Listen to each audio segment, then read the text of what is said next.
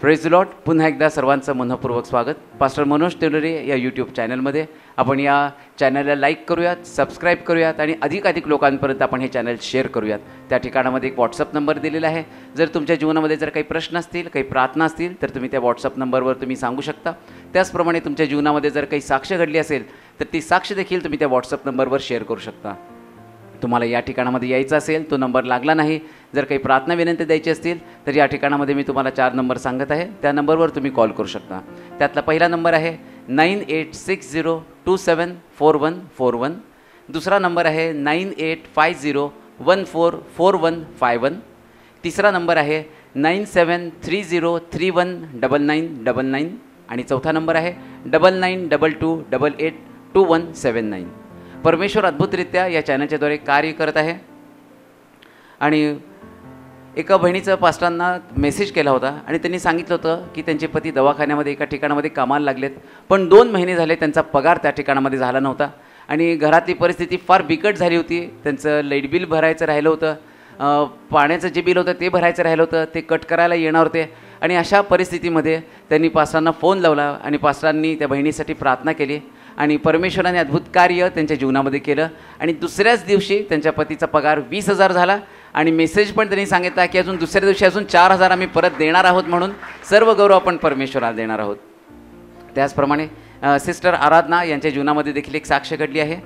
तर त्यांच्या मुलाची ॲडमिशन त्यांना करायची होती आणि 7 महिन्यापासून ते वाट बघत होते की त्यांच्या मुलाची ॲडमिशन चांगल्या शाळेमध्ये व्हावी, पण ती काही ॲडमिशन झाली नाही आणि त्या निराश झाल्या. आणि मागच्या आठवड्यामध्ये जेव्हा पास्टरांची मीटिंग पुणे या ठिकाणामध्ये होती, पिंपरी चिंचवड या ठिकाणामध्ये ती बहीण गेली आणि त्या बहिणीने त्या ठिकाणामध्ये परमेश्वराचं जे वचन होतं जे पास्टरांच्याद्वारे आलं ते तिने त्या ठिकाणामध्ये ऐकलं आणि त्या ठिकाणामध्ये त्यांनी विश्वासाने कबुली केली की इतक्या दिवसापासून जे राहिलेलं काम आहे ते अद्भुतरित्या परमेश्वर आता या वचनाच्याद्वारे करणार आहे. आणि दुसऱ्याच दिवशी त्या बहिणीला त्या शाळेकडून मेसेज आला की त्यांच्या मुलाची ॲडमिशन झाली, उत्तम आणि चांगल्या शाळेमध्ये झाली आणि एवढंच नाही तर 12वीपर्यंत त्याचं शिक्षण त्या ठिकाणामध्ये पूर्णपणे फ्री होणार आहे, म्हणून आपण सर्व गौरव परमेश्वराला देणार आहोत. त्याचप्रमाणे सिस्टर नीता गुब्याड मागच्या आठवड्यामध्ये त्यांच्या छातीमध्ये दुखत होतं आणि 4 दिवस दुखल्यानंतर त्यांनी पहिल्यांदा MRIची टेस्ट केली आणि MRI केल्यानंतर त्या ठिकाणामध्ये काही चेंजेस आढळले आणि त्या खूप घाबरल्या आणि ते या ठिकाणामध्ये पास्टरांकडे आल्या. पास्टरांनी त्यांच्यासाठी प्रार्थना केली आणि प्रार्थना केल्यानंतर दुसऱ्या दिवशी त्यांना TMT ही टेस्ट करायला सांगितली होती आणि ती टेस्ट करत असताना देखील त्या खूप घाबरल्या होत्या आणि त्या ठिकाणामध्ये देखील चेंजेस आले. आणि मग डॉक्टरांनी त्यांना दुसऱ्या दिवशी सांगितलं की आता तुम्हाला एन्जिओग्राफी करावी लागेल. आणि मग एन्जिओग्राफी करायला ते त्या ठिकाणामध्ये जात असताना पास्टरांनी त्यांच्यासाठी प्रार्थना ऑलरेडी केलेलीच होती आणि त्या ठिकाणचं वातावरण एकदम भीतीदायक झालं होतं, पण त्या ठिकाणामध्ये परमेश्वराने अद्भुतरित्या कार्य केलं आणि त्या बहिणीच्या जीवनामध्ये आणि सगळे जे काही एन्जिओग्राफीचे रिपोर्ट्स होते सगळे नॉर्मल आले, म्हणून आपण सर्व गौरव परमेश्वराला देणार आहोत. आज आपल्यामध्ये ब्रदर अब्राहम वाघमारे आणि मरिया वाघमारे कोल्हापूर या ठिकाणातून आलेले आहेत, ते यावेळेस पुढे येतील. मला आपण धन्यवाद देऊयात. आज आपल्यामध्ये ब्रदर अब्राहम वाघमारे आणि त्यांची पत्नी कोल्हापूर या ठिकाणातून आलेले आहेत आणि त्यांच्या जीवनामध्ये परमेश्वराने अद्भुत एक साक्ष केलेली आहे. 2017मध्ये ब्रदर यांना आतड्याचा कॅन्सर डिटेक्ट झाला होता आणि त्यांची त्या ठिकाणामध्ये ऑपरेशन देखील झालं होतं त्या आतड्याच्या कॅन्सरचं आणि त्यानंतर 12 त्या ठिकाणामध्ये त्यांना केमोथेरपी त्या ठिकाणामध्ये देण्यात आल्या आणि त्याच्यानंतर डॉक्टरांच्या लक्षात आलं की त्यांच्या फुफ्फुसात पण एक गाठ आहे आणि मग 2019मध्ये ते फुफ्फुसाची त्यांची जी गाठ होती त्याचं देखील ऑपरेशन करण्यात आलं आणि ऑपरेशन केल्यानंतर पुन्हा 2024मध्ये 1 ऑगस्टला पुन्हा त्या आतड्याचा जो कॅन्सर होता तो पुन्हा त्या ठिकाणामध्ये बळावला. आणि हे सगळं आता होत असताना त्यांना परमेश्वराचं वचन पास्टर मनोज तेलोरे या यूट्यूब चॅनलच्याद्वारे परमेश्वराचं वचन त्यांच्यापर्यंत पोचलं. त्या वचनाने त्यांच्या मनाचा अंतःकरणाचा ठाव घेतला आणि त्या वचनाने त्यांना एक उभारी मिळाली, एक विश्वास त्यांचा वाढला की या ठिकाणामध्ये अंत नाही. कारण जवळजवळ अनेक महिने हे ब्रदर खात नव्हते, फक्त बेडवर पडून होते, ते चालू देखील शकत नव्हते, पण त्यांनी पास्टरांना फोन लावला, पास्टरांनी त्या भावासाठी प्रार्थना केली आणि परमेश्वराने अद्भुत कार्य केलं. ते आता खात आहेत, पित आहेत आणि तुमच्या समोर उत्तमरित्या पूर्ण आरोग्यामध्ये उभे आहेत, म्हणून आपण सर्व गौरव परमेश्वराला देणार आहोत. ख्रिस्त येशूमध्ये आपल्या सर्वांचं पुन्हा स्वागत करतो. प्रभूला धन्यवाद देतो. तो आमच्यामध्ये उपस्थित आहे. देव आमचं सहाय्य करण्यासाठी सदा सिद्ध आहे, सदा तत्पर आहे. आणि म्हणून परमेश्वराकडे लक्ष लागणं फार गरजेचं आहे. जेव्हा मनुष्याची गरज देव बनतो त्यानंतर त्याचे सगळे विचार बदलले जातात. देव ही आमची गरज बनणं गरजेचं आहे. अन्न, वस्त्र, निवारा, श्वास घेणं या गोष्टीला आम्ही आमच्या जीवनात फार महत्त्व देतो. आम्ही म्हणतो की श्वास घेतलं नाही तर कसं जगणार आहे, आम्ही म्हणतो जेवलो नाही तर कसं जगणार आहे. परंतु या गरजा, श्वास तुम्ही कायमचा घेऊ शकणार नाही. एक दिवशी श्वास बंद पडतो. कबरेत गेल्यानंतर श्वास घेण्यासाठी संधी नाही. जीवन पण तुमचं जिवंत आहात. बरं, जिवंत आहात तरी तुम्हाला जेवायलाच मिळेल याची खात्री नाही. कधी कधी सगळं काही आमच्याकडे असतं, खाण्यासाठी सगळं अन्न उपलब्ध असतं, परंतु खाण्याची इच्छा पण मिळालेली असते. कारण काय? अशी कोणती गोष्ट आहे जगण्यासाठी प्रेरक किंवा जगण्यासाठी आवश्यक गोष्ट कोणती आहे? आणि ती म्हणजे फक्त देव आहे. मागच्या दिवसामध्ये जी मीटिंग पिंपरी चिंचवड या ठिकाणामध्ये झाली, ज्या व्यक्तीने ती मीटिंग आयोजित केलेली होती, गेल्यावर त्याची साक्ष त्या ठिकाणात कळाली. त्याची पत्नी सांगायला लागली, माझा नवरा बिछाण्यावरती पडलेला होता, दवाखान्यामध्ये नेलं, अनकॉन्शियस बेशुद्ध अवस्थेमध्ये त्याला हॉस्पिटलमध्ये नेलं आणि डॉक्टरनं सांगितलं की काही तासाचा सोबती आहे, नाही राहणार कायमस्वरूपी, पुष्कळ टेस्ट कराव्या लागणार आहेत. आणि ती बहीण रडत होती. प्रार्थना करा. त्यास देवाच्या आत्म्यानं जसं मला सांगितलं, तू घाबरू नको, तू रडू नकोस, तुझा नवरा त्या अवस्थेतनं देव त्याला बाहेर काढेल, प्रभू त्याला बदले, त्याची परिस्थिती बदलेल. मग तशी प्रार्थना केली आणि मग तिने सांगितलं की दुसऱ्या दिवशी तो शुद्धीवरती आल्या, सगळ्या टेस्ट केल्या, हॉस्पिटलमधनं तो बाहेर आला, बरा झाला. पण त्या व्यक्तीनं मला फोन करून सांगितलं की देवानं मला जीवन दिलं, पण जेव्हा त्या बेडवरती मी पडलो, नरकाच्या द्वारापर्यंत गेलो, नरक पाहिला, नरकाची भयानकता मी पाहिली. आणि मग नरकाच्या त्या दारातनं मी बाहेर आल्यावर एक निर्णय घेतला, देवानं मला नरकापासून वाचवलं, तर आता मला लोकांना नरकापासून वाचवायचं. लोकांना देवाचं वचन समजून सांगणं गरजेचं आहे. मग मला असं वाटलं की या लोकांना नरकातनं वाचवणारा व्यक्ती कोण आहे की जो देवाचं वचन सांगू शकेल. त्यास मी प्रार्थना केली, देवानं मला तुमचं नाव सुचवलं. आणि ज्यावेळेस तो म्हणता पहिली मीटिंग, त्या पहिल्या सभेला त्यानं लोकांना सांगितलं, पुण्यामध्ये एवढे लोक भुकेले ताणलेले मी पहिल्यांदा बघितले. वरती बसले, आतमध्ये बसले, आणि जागा नव्हती तर बाहेर जिथं फरशीवरती लोक बसून 200-300 लोक तिथं बसून वचन ऐकत होते. एक हंगरनेस, लोकांमध्ये एक भूक आहे. म्हणून म्हटलं जगण्यासाठी आवश्यक अन्न, वस्त्र, निवारा नाही, जगण्यासाठी आवश्यक देवाचं वचन आहे. जर देवाचं वचन असेल तर किती पण मनुष्य निराश असला तर निराशेतनं बाहेर काढण्याचं काम देवाचं वचन करतं. ही आवश्यकता आहे. हे देवाच्या वचनाची ताकद आहे. आणि हे वचन माणसाला रिपेअर करण्याचं काम करत असतं. रिपेअरिंग चालू असतं रोज, जेवढं तुम्ही ऐका. म्हणून कधी कधी कोण बदलत नसेल ना तर त्याला देवाच्या वचनाकडे घेऊन यायचं. देवाचं वचन संधी देतं. आणि नुसतं संधी देत नाही तर ते सजीव आहे. सजीव म्हणजे इंजेक्शनचं काम करतं. इंजेक्शनचं काम करतं. कसलं इंजेक्शन? एखाद्या व्यक्तीला हार्टचा त्रास असेल आणि तो आता त्याचं हार्ट बंद पडणार आहे, त्यास डॉक्टर काय करतात माहिती का? एक सुई, एक इंजेक्शन त्याला देतात आणि पुन्हा त्याचं हार्ट चालू होतं. हे देवाच्या वचनाचं काम आहे. कधी कधी आत्मिक जीवनामध्ये आम्हाला असं वाटतं की आता मी संपणार आहोत, तेव्हा देवाचं वचन येतं आणि असं इंजेक्ट होतं आमच्यामध्ये की पुन्हा एक नवीन आशा येते. आणि नवीन आशा फार महत्वाची. जर लोकांमध्ये आशा संपली ना तर ते जगणार नाहीत. माणूस मरण्याचं कारण काय? त्याला अन्न, वस्त्र, निवारा मिळाला नाही म्हणून नाही मरत तो, त्याची आशा संपती म्हणून तो मरतो.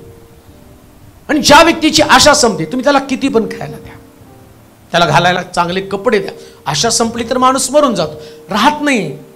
जगण्याची आशा संपल्यावर जगणं काय ते कळत नाही. परंतु बायबल सांगतं परमेश्वराची आशा धरणारे नवी शक्ती संपादन करतील. परमेश्वराची आशा धरा. आज जी गोष्ट मी पाहणार आहोत, देवाचं सहाय्य कोणाला मिळतं. आम्ही सगळेजण या ठिकाणामध्ये आलो आणि आम्हाला असं वाटतं की देवानं आमचं सहाय्य करावं. रोज आम्हाला सहाय्याची गरज आहे बरं का. तुमच्या परिवारामध्ये, तुमच्या कामाच्या ठिकाणामध्ये सगळीकडे तुम्हाला देवाच्या सहाय्याची गरज आहे. जर देवाचं सहाय्यच तुम्हाला मिळालं नाही तर एवढं कठीण जीवन तुम्ही जगू शकणार नाही जगू शकत. आणि माणसाचं सहाय्य तुटपून जाईल. एक व्यक्ती मर्यादेमध्ये राहून तुमची मदत करणार आहे, मर्यादेच्या बाहेर नाही करणार आहे. जेव्हा देवाचं सहाय्य असतं ना, म्हणून असं देवाच्या वचनात दिलं, कोणी रथाची आणि घोड्याची बढाई मारतं, पण आम्ही तर जिवंत देवाची बढाई मारतो. रथाची घोड्याची नाही. जे आहेत रथ घोडे एक दिवस निघून, देव नाही जात सोडून. हालेलुया. कधी सोडून जात नाही बरं का देव. देव एवढा चांगला आहे ना, या देवाला तो युगाच्या समाप्तीपर्यंत मी तुमच्या बरोबर आहे. एव्हरलास्टिंग गॉड, कधी न सोडणारा देव. आणि म्हणून तो देव, दैवी मदत आम्हाला मिळते, पण दैवी मदत मिळण्यासाठी आम्ही नेमकं काय केलं पाहिजे? काहीतरी करावं लागणार ना. दैवी मदत मिळावी, देवाचं सहाय्य मिळावं म्हणून. सहाय्य कुठलंच फुकट मिळत नसतं. जे पण सहाय्य तुम्हाला पाहिजे ते सहाय्य मिळण्यासाठी त्या व्यक्तीची मर्जी संपादन करावी लागते. आता देवाचं सहाय्य तुम्हाला पाहिजे आणि देव तो देव आहे. तो देव सहाय्य करताना त्या व्यक्तीचे स्वभाव आणि देवाचे स्वभाव, या दोघांचे स्वभाव एक होतात, तेव्हा देव सहाय्य करतो. एक वचन वाच म्हणजे आम्हाला समजेल. स्तोत्र संहिता 28 अध्याय आणि त्याचं सहाय्य वचन. कोणाला देवाचं सहाय्य मिळतं? सगळ्यांना देवाच्या मदतीची, सहाय्याची गरज आहे. परंतु स्तोत्र 28 आणि त्याचं 7 वचन. परमेश्वर माझे सामर्थ्य, परमेश्वर माझं सामर्थ्य व माझी ढाल आहे, माझी ढाल आहे.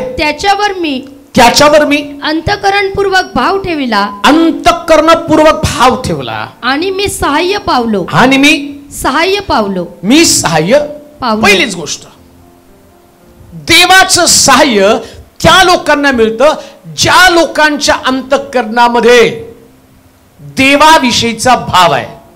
लक्षात ठेवा, देवाविषयीचा भाव अंतःकरणामध्ये बरं का.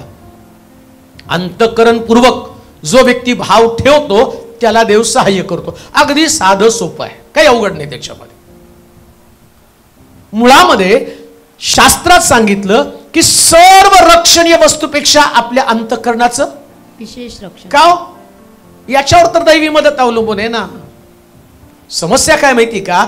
जेव्हा तुम्ही तुमच्या अंतःकरणातला भाव म्हणजे विश्वास, देवाविषयीचा भरोसा, आणि भावामध्ये जर तुम्ही नुसतं भाव हा शब्द वाचला तर तुम्हाला कळेल, या भावामध्ये तुमची आराधना, तुमची उपासना, परमेश्वराच्या घरामध्ये येताना ज्या पद्धतीनं देवाचं सहाय्य मागण्यासाठी तुम्ही येता, आणि तो म्हणतो सहाय्य तर मी करणारच आहे. मदत करण्यासाठी देव तत्पर आहे. स्वर्गामध्ये देव बसला ती काय फक्त तुमची आराधना, तुमची उपासना घेण्यासाठी नाही बसलेला आहे. हा बरं का. प्रभू येशू ख्रिस्त शमरोनी स्त्रीला त्या विहिरीवरती सांगतो की पिता त्याचे उपासक शोधत आहेत. त्याचे उपासक, त्याची उपासना म्हणजे हे अंतःकरणातल्या गोष्टी आहेत. अंतःकरणातल्या गोष्टी आहेत. देवाविषयीचा भाव म्हणजे इथं तुमचं अंतःकरण आहे, तुमचं हृदय आहे. आणि या हृदयामध्ये जो तुमचा विश्वास आहे, देवाच्या घरामध्ये तुम्ही येताना तर देवाला तुमच्या अंतःकरणातला भाव, नेमका अंतःकरणातला भाव काय आहे? फार सुंदर आहे बरं का. दैवी मदत कशी मिळते आणि देवाच्या मदतीचं स्रोत इतकं भारी आहे.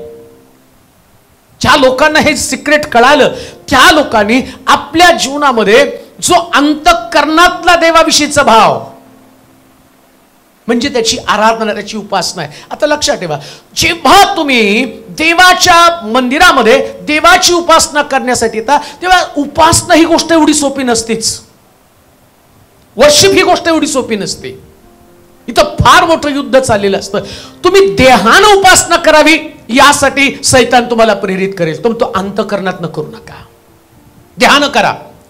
तोंड बोलत आहे, डोळे बोलत आहेत, हात वर जात आहेत, वाद्य वाजत आहे, सगळं काही त्या ठिकाणामध्ये चालू. अंतःकरणामध्ये नाही.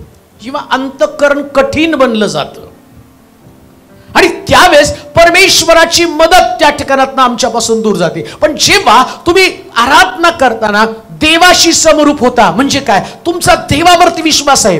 आज मी परमेश्वराच्या घरामध्ये जाताना माझा देव तिथं हजर असणार आहे, माझा देव तिथं उपस्थित असणार आहे. आणि तुम्ही एवढे देवाशी कनेक्टेड होताना तुम्ही तुमच्या जीवनातले प्रश्न बाजूला काढता. तुम्ही लढत नाही, तुम्ही तुमच्या प्रश्नाशी लढत नाही, तुम्ही खरं आराधना करण्यासाठी लढत असता. लक्षात घ्या. प्रश्नाशी लढू नका, कारण प्रश्नाचं उत्तर देण्यासाठी तर देव आराधनेमध्ये हजर असतो. आम्ही स्ट्रगल करतो, आम्ही झगडतो. कशासाठी झगडतो माहिती का? आम्हाला वाटतं प्रश्न आमच्या जीवनावरती राज्य करायला लागला.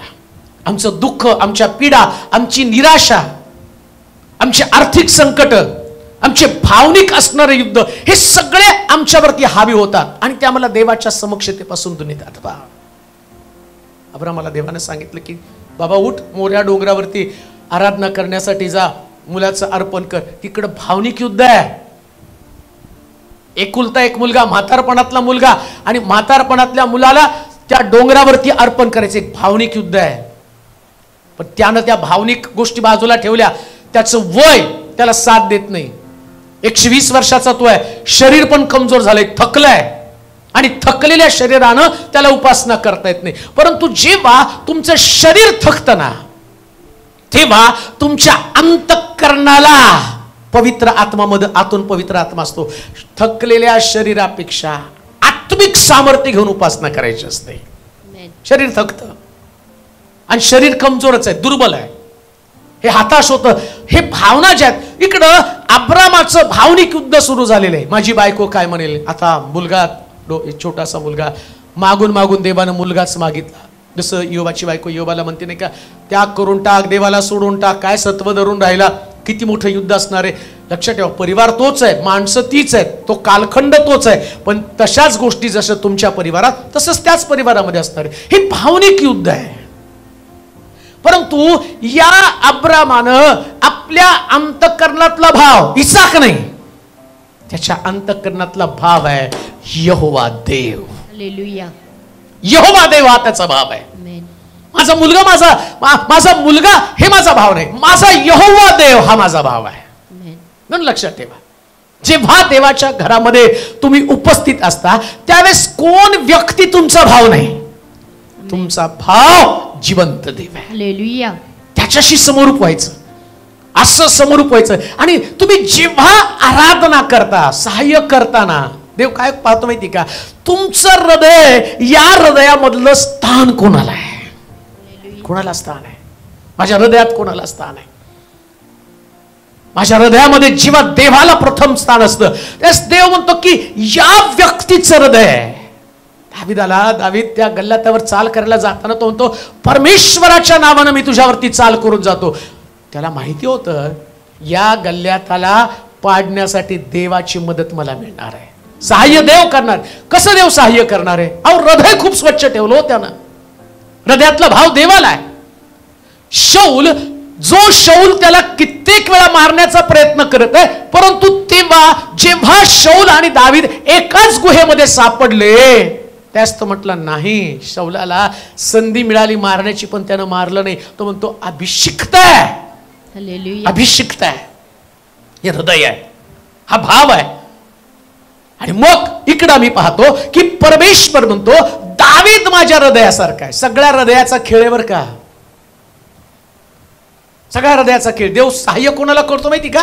हृदय, जेव्हा या हृदयामध्ये देव असतो आणि त्या ज्या हृदयामध्ये देव आहे, देवाला त्याच हृदयामध्ये जास्त इंटरेस्ट असतो. हालेलुया.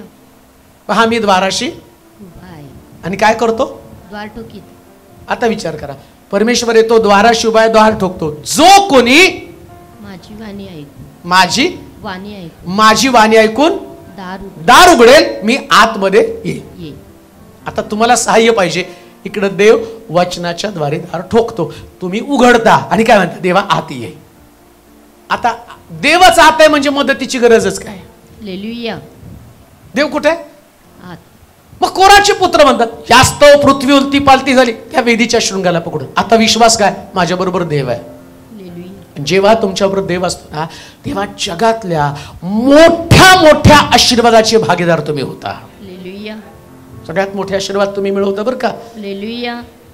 मी तर म्हणतो तुम्ही आशीर्वादासाठीच बोलावलेले लोक आहात. आमेन. आमेन. आशीर्वादासाठी सगळ्याला देवानं आशीर्वादासाठी बोलवलेलं आहे. हालेलुया. आणि तुम्ही आशीर्वादासाठी बोलवलं, मग तुम्ही आता तिकडं भावनिक युद्ध आहे. काय युद्ध आहे? भावनिक, इमोशनल. आणि ते इमोशनल युद्ध चालू आहे आणि तुम्ही त्या सगळ्यांवरती मात करता. सगळ्यावरती मात करता. तुम्हाला काय वाटतं, देवाच्या घरामध्ये येणं एवढं सोपं आहे का? हे जनरल लोकांना येणं सोपं आहे. जनरल डब्यातला प्रवास विदाऊट रिझर्वेशन, तिथं बिड्या फुकतेत, शेंगाई खाते. पूर्वी यायचं सोलापूरला, मी येताना सोलापूरच्या लोकांना रिझर्वेशनची सवय होती, पण पुण्याच्या आम्हाला तर रिझर्वेशन पण माहीत नव्हतं, नुसतं डब्यात बसायचं माहिती होतं. आणि त्या डब्यामध्ये बसल्यावर जनरल डब्यातला प्रवास किती घातक आणि किती भयानक असतो. मी जनरल डब्याविषयी बोलत नाही, मी स्पेशल डब्याविषयी बोलतो. जेव्हा तुम्ही स्पेशल डब्यानं प्रवास करता तेव्हासाठी स्पेशल लोक तुम्हाला बनायचं. आणि स्पेशल लोकांना जेव्हा देवाच्या भवनामध्ये आराधनेसाठी भाव घेऊन, भावामध्ये भक्ती आहे, अंतःकरणातल्या भावासंबंधानं बोलत आहे. भाव म्हणजे भक्ती, भाव म्हणजे दुसरं तिसरं का नाही. मनी नाही भावानी म्हणजे काय? मनी भाव म्हणजे नेमकं काय? भाव म्हणजे ती भक्ती आहे. या भक्तीमध्ये तुमच्या भावना तुम्ही कंट्रोल केलेल्या आहेत, इमोशन कंट्रोल करून टाकलेले आहेत. आणि तुम्ही स्वतःवरती विजय मिळवला बरं का. कोणावरती विजय मिळवावा लागतो? स्वतःवरती. तुम्हाला एकमेकावरती नाही, पण स्वतःवरती विजय मिळवता आला पाहिजे. जेव्हा स्वतःवरती विजय मिळवताना तेव्हा तुम्ही देवाशी समरूप होता. आणि जेव्हा तुम्ही देवाशी समरूप होता तर शास्त्र काय सांगतं, वाचा बरं.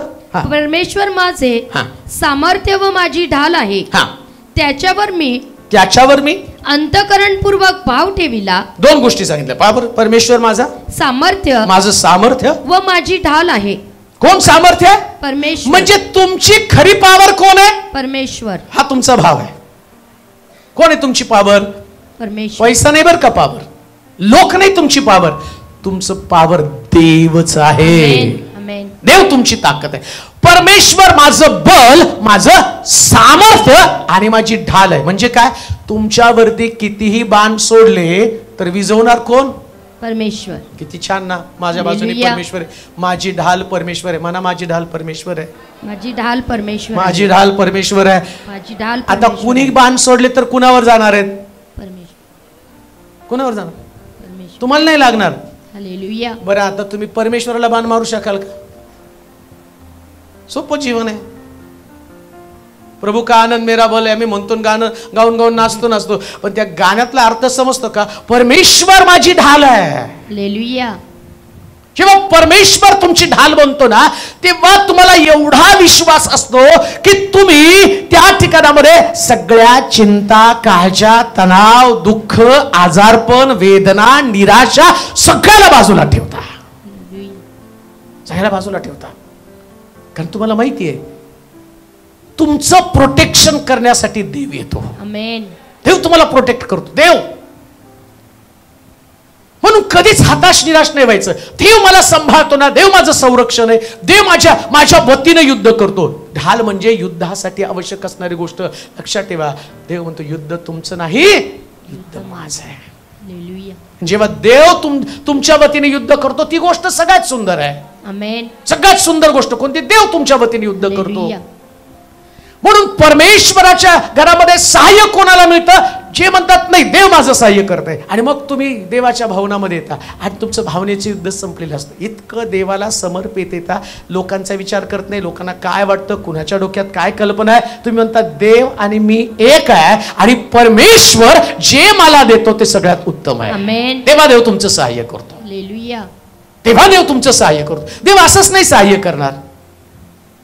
मिखल खिडकीतनं दाविदाला नाचताना इस्रायलाचे राजे कसे हलकट मनुष्यासारखे नाचतायत. आता या मिखलला घाबरून जर दाविदानं आराधना बंद केली असती तर कदाचित त्या दाविदाला देवानं एवढा मोठा राजा नसता बनवला. मोठे आशीर्वाद मिळवण्यासाठी तुम्हाला देवाशी समरूप व्हावं लागतं. हालेलुया.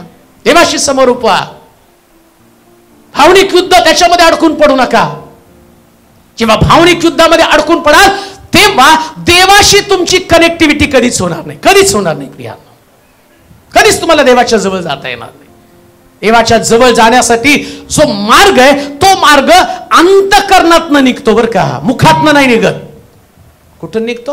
अंतःकरण. देवाच्या जवळ जाण्याचा मार्गच अंतःकरण. दुसऱ्या भाषेमध्ये मी म्हणेल टॉवरच अंतःकरण आहे. हो, मोबाईलचं जे टॉवर आहे ना तेच अंतःकरण आहे. म्हणजे जिथं देवाशी तुमची कनेक्टिव्हिटी. समजा तुमच्या हृदयाची जिथं लिंकच तुटली देवाशी तुमची, मग कसं काय तिथं रेंज येणार आहे, कसं काय तुम्हाला तिथनं मेसेज येणार आहे, कसं काय तुम्हाला उत्तर मिळणार आहे. उत्तर मिळण्यासाठी तर हृदयाची गरज आहे ना. अंतःकरण पण काय लिहिले वाचा. परमेश्वर माझे सामर्थ्य व माझी ढाल आहे. माझी ढाल आहे. त्याच्यावर मी अंतःकरणपूर्वक भाव ठेवला आणि मी सहाय्य पावलो. मी सहाय्य पावलो. अजून एक गोष्ट मी तुम्हाला सांगतो. ज्या व्यक्तीमध्ये देवाविषयीचा आदर असतो आणि जो व्यक्ती विश्वासपूर्वक आराधनेचा यज्ञ करतो तोच देवाचं सहाय्य मिळवतो. काय वाक्य आहे बघा. ज्या व्यक्तीमध्ये देवाविषयीचा आदर असतो आणि जो व्यक्ती विश्वासपूर्वक आराधनेचा यज्ञ करतो तोच देवाचं सहाय्य मिळवतो. प्रश्न समस्या असणार आहेत आणि ते प्रश्न समस्या तुमच्या आराधनेची परीक्षा घेणार आहेत. परीक्षा कसली असणार आहे? आराधनेची परीक्षा असते. परीक्षा तुमच्या आजारपणाची नाही. कशाची आहे? आराधनेची परीक्षा आहे. मुळामध्ये सैतान काय करतो माहिती का, तुम्ही आराधना करू नये म्हणून प्रश्न आणतो. नाही, आता दाविदाकडे प्रश्न आला. मिखल म्हणते काय इस्रायलाचे राजे इस्रायल कराच्या कोशासमोर नाचत असताना किती हलकट दिसत होते. आता तिची आराधनेची परीक्षा आहे. आता दुसऱ्या दिवशी दावीद म्हणला असेल मिखलला राग येतो तर आता मी माझ्या बायकोलाच आवडत नाही तर कशाला नाचायचं म्हणलं असतं नाही का. तो घरात गेल्यावर तिचंच डोकं फिरतं. पण तो त्याच्या आराधनेच्या परीक्षेमध्ये तो उत्तीर्ण झाला. तो काय म्हणला, मी अधिकच नाचेल आणि अधिकच नाचेल. ही तुमच्या विश्वासाची परीक्षा. तुम्ही उत्तीर्ण झाला, पास झाला आणि देवाचं सहाय्य मिळवलं. हालेलुया. देवाचं सहाय्य असं मिळत नसतं. आमेन. परमेश्वर एक युद्ध तुमच्याकडे पाहत असतो की तुम्ही कशा पद्धतीनं यातनं बाहेर पडता. आणि हाच देवाविषयीचा तुमचा आदर आहे. काय देवाविषयीचा आदर? काय तिकडं युद्ध चालू आहे आणि या युद्धामध्ये तुम्हाला ज्या प्रकारचं लक्षात ठेवा, हे वातावरण तुमच्याकडे रोज असणार आहे. असं थोडी नाही की चला आम्ही आज आराधना केली आता पुढच्या रविवारी एकदम चांगलं नाही. त्याच्यापेक्षा मोठे प्रश्न सैतान घेऊन येईल. सैतानाला काय काम आहे दुसरं? तो काय गपचूप बसणार आहे का? नाही आता चालले जाऊ द्या, करू द्या आराधना. सिस्टर ब्रदर करा तुमचं तुम्ही. मी तुम्हाला काय, मी दुसऱ्या मेंबरला धरतो नाही. ते आपल्याकडे एकावर पिच्छा 7 राज्य. सैतान नाही, बरोबर धरतो. आणि अजून एक गोष्ट तुम्हाला सांगतो, ज्याची आराधना देवाला जास्त आवडती सैतान त्याच व्यक्तीला आराधनेपासून दूर ठेवतो. म्हणून एक गोष्ट ध्यानात ठेवा, काही झालं तरी चालेल पण दाविदासारखं म्हटलं पाहिजे, मी नाचेल आणि अधिकच नाचेल. जरा जोरात बोला बरं. अधिकच नाचेल. नाचेल आणि अधिकच नाचेल. अजून जास्त आराधना करणार आहे. आणि एक गोष्ट लक्षात ठेवा, सैतानाला हरवण्याचं माध्यमच काय असेल तर आराधना. हालेलुया. त्याला हरवायचं माध्यमच आराधना आहे. त्याला वाटतं की नाही तुम्हाला कुठंतरी प्रतिबंध करावा, कुठंतरी तुमची आराधना. सहाय्य देवाला करायचं ना. आता बघा, सैतानाला तुमचं सहाय्य अडवायचंय. येते का लक्षात? देवाला सहाय्य करायचंय आणि सैतानाला अडवायचे. देव मदत करतो, सैतान अडवतो. मग आता अडवायचा मार्ग त्याला माहितीये ना. या टॉवरला कसं डिस्कनेक्ट करायचं हे सैतानाला माहितीये. मग तो काय करतो माहितीये का, ज्याच्यानं तुम्ही डिस्टर्ब व्हाल आणि तुमचं अंतःकरण अस्वस्थ होईल, तुम्ही आराधना करणार नाही, तिथपर्यंत तुम्हाला आणून ठेवतो. बरोबर त्या लेवलला आणून ठेवतो. आणि तुम्ही त्या लेवलला गेल्याबरोबर त्याला असं वाटतं आता आराधना करणार नाही, आता आराधना करणार नाही. आणि त्यांना असं वाटतं मंदिरात गेले आता शांत बसतील, शांत बसतील. आणि तेवढ्यामध्ये तुम्ही येता आणि ते टॉवर पुन्हा रेंज पकडता आणि इकडे देव तुम्हाला सहाय्य करतो. हालेलुया. किती सुंदर आहे. आमेन. कोणाचा देव सहाय्य करतो? जे अंतःकरणपूर्वक देवावरती भाव ठेवतात त्यांचं देव सहाय्य करतो. हालेलुया. असं बोललं पाहिजे. यास्त पृथ्वी उलटी पालटी झाली, यास्त पृथ्वी उलटी पालटी झाली. अहो, तुमची घरातली भांडी पडली तर घाबरून जाता. हा म्हणतो पृथ्वी उलटी पालटी झाली. तरी सुद्धा आम्ही वेदीची शृंग नाही पकडणार, सोडणार नाही, एकदम धरून ठेवायची. हालेलुया. तुम्हाला देवाला प्रसन्न करायचंय. प्रभू तुमच्या जीवनातनं संतुष्ट व्हायला पाहिजे. तुमचं फोकस, तुमचं विजन काय? देवाचं सहाय्य मला मिळायलाच पाहिजे, देवाचं सहाय्य. आमेन. म्हणून लक्षात ठेवा, अंतःकरणपूर्वक भाव. आणि इकडं अंतःपूर्वक भाव ठेवत असताना ना तुम्हाला कोणत्याच गोष्टी, भावनिक गोष्टी त्या ठिकाणामध्ये त्याच्यामध्ये तुम्ही अडकून परत नाही. देवाविषयीची आस्था जर देवाला दिसली तरच देव सहाय्य करणार. हालेलुया. तुम्हाला तुमच्यामध्ये देव आस्था पाहतो. आस्था म्हणजे दोन शब्द आहेत. आम्ही म्हणतो ना, जर माझ्याविषयी तुला आस्था असती तर तुम्हाला येऊन भेटला असता. आस्था म्हणजे प्रेम. दुसऱ्या भाषेमध्ये मला एक्झॅक्टली शब्द समजत नाही की काळजी, काळजी, आस्था, देवाविषयीची काळजी. जेव्हा तुम्हाला देवाविषयीची काळजी असते म्हणजे काय? पहा, सकाळी उठल्यावरती तुम्ही चर्चला येण्याच्या अगोदर तुमच्या घरात छोटी छोटी लेकरं आहेत. सगळ्यांचा नाश्ता बिष्टा देऊन त्यांना ओढत ओढत घेऊन येत नाही. तुम्ही येतानाच त्यांना भरपूर पोटभर खाऊ घालता. आणि काही आई वडील तर एक्स्ट्रा काळजी करणारे तर ते त्याच्यामध्ये वेफर, चिक्क्या, बॉबी, नंतर चर्च सुटल्यावर ते आपल्याला कचरा घेऊन बाहेर फेकावं लागतं नाही का? तुम्हाला आस्था आहे म्हणून करताना. आता बघा, आस्थेमध्ये ऍक्शन रिॲक्शन आहे. जेव्हा तुम्हाला देवाविषयीची आस्था असताना देवाला काय लागतं ते तुम्ही घेऊन येता. आमेन. देवाची काळजी तुम्हाला. अरे मी परमेश्वराच्या घरामध्ये जाईल, जे शब्द मी देवाला सादर करतील ते व्यक्तीसाठी नव्हे, ते माझ्या देवासाठीच असणार आहेत. आमेन. देवासाठी असणार आहे. आणि तुम्ही ते शब्दाची रचना करून, म्हणून दावीद काय म्हणतो, मी रात्रभर जागतो आणि रचून तुला प्रार्थना सादर करतो. हालेलुया. आस्था आहे हो, आस्था आहे. आणि त्या शब्दानं तुम्ही देवाची उपासना करत आहात, त्या शब्दानं तुम्ही प्रभूला उंच करत आहात. आणि त्या शब्दाला तुम्ही जी जोर देत आहात, या शब्दात तुमची देवाविषयीची आस्था दिसते.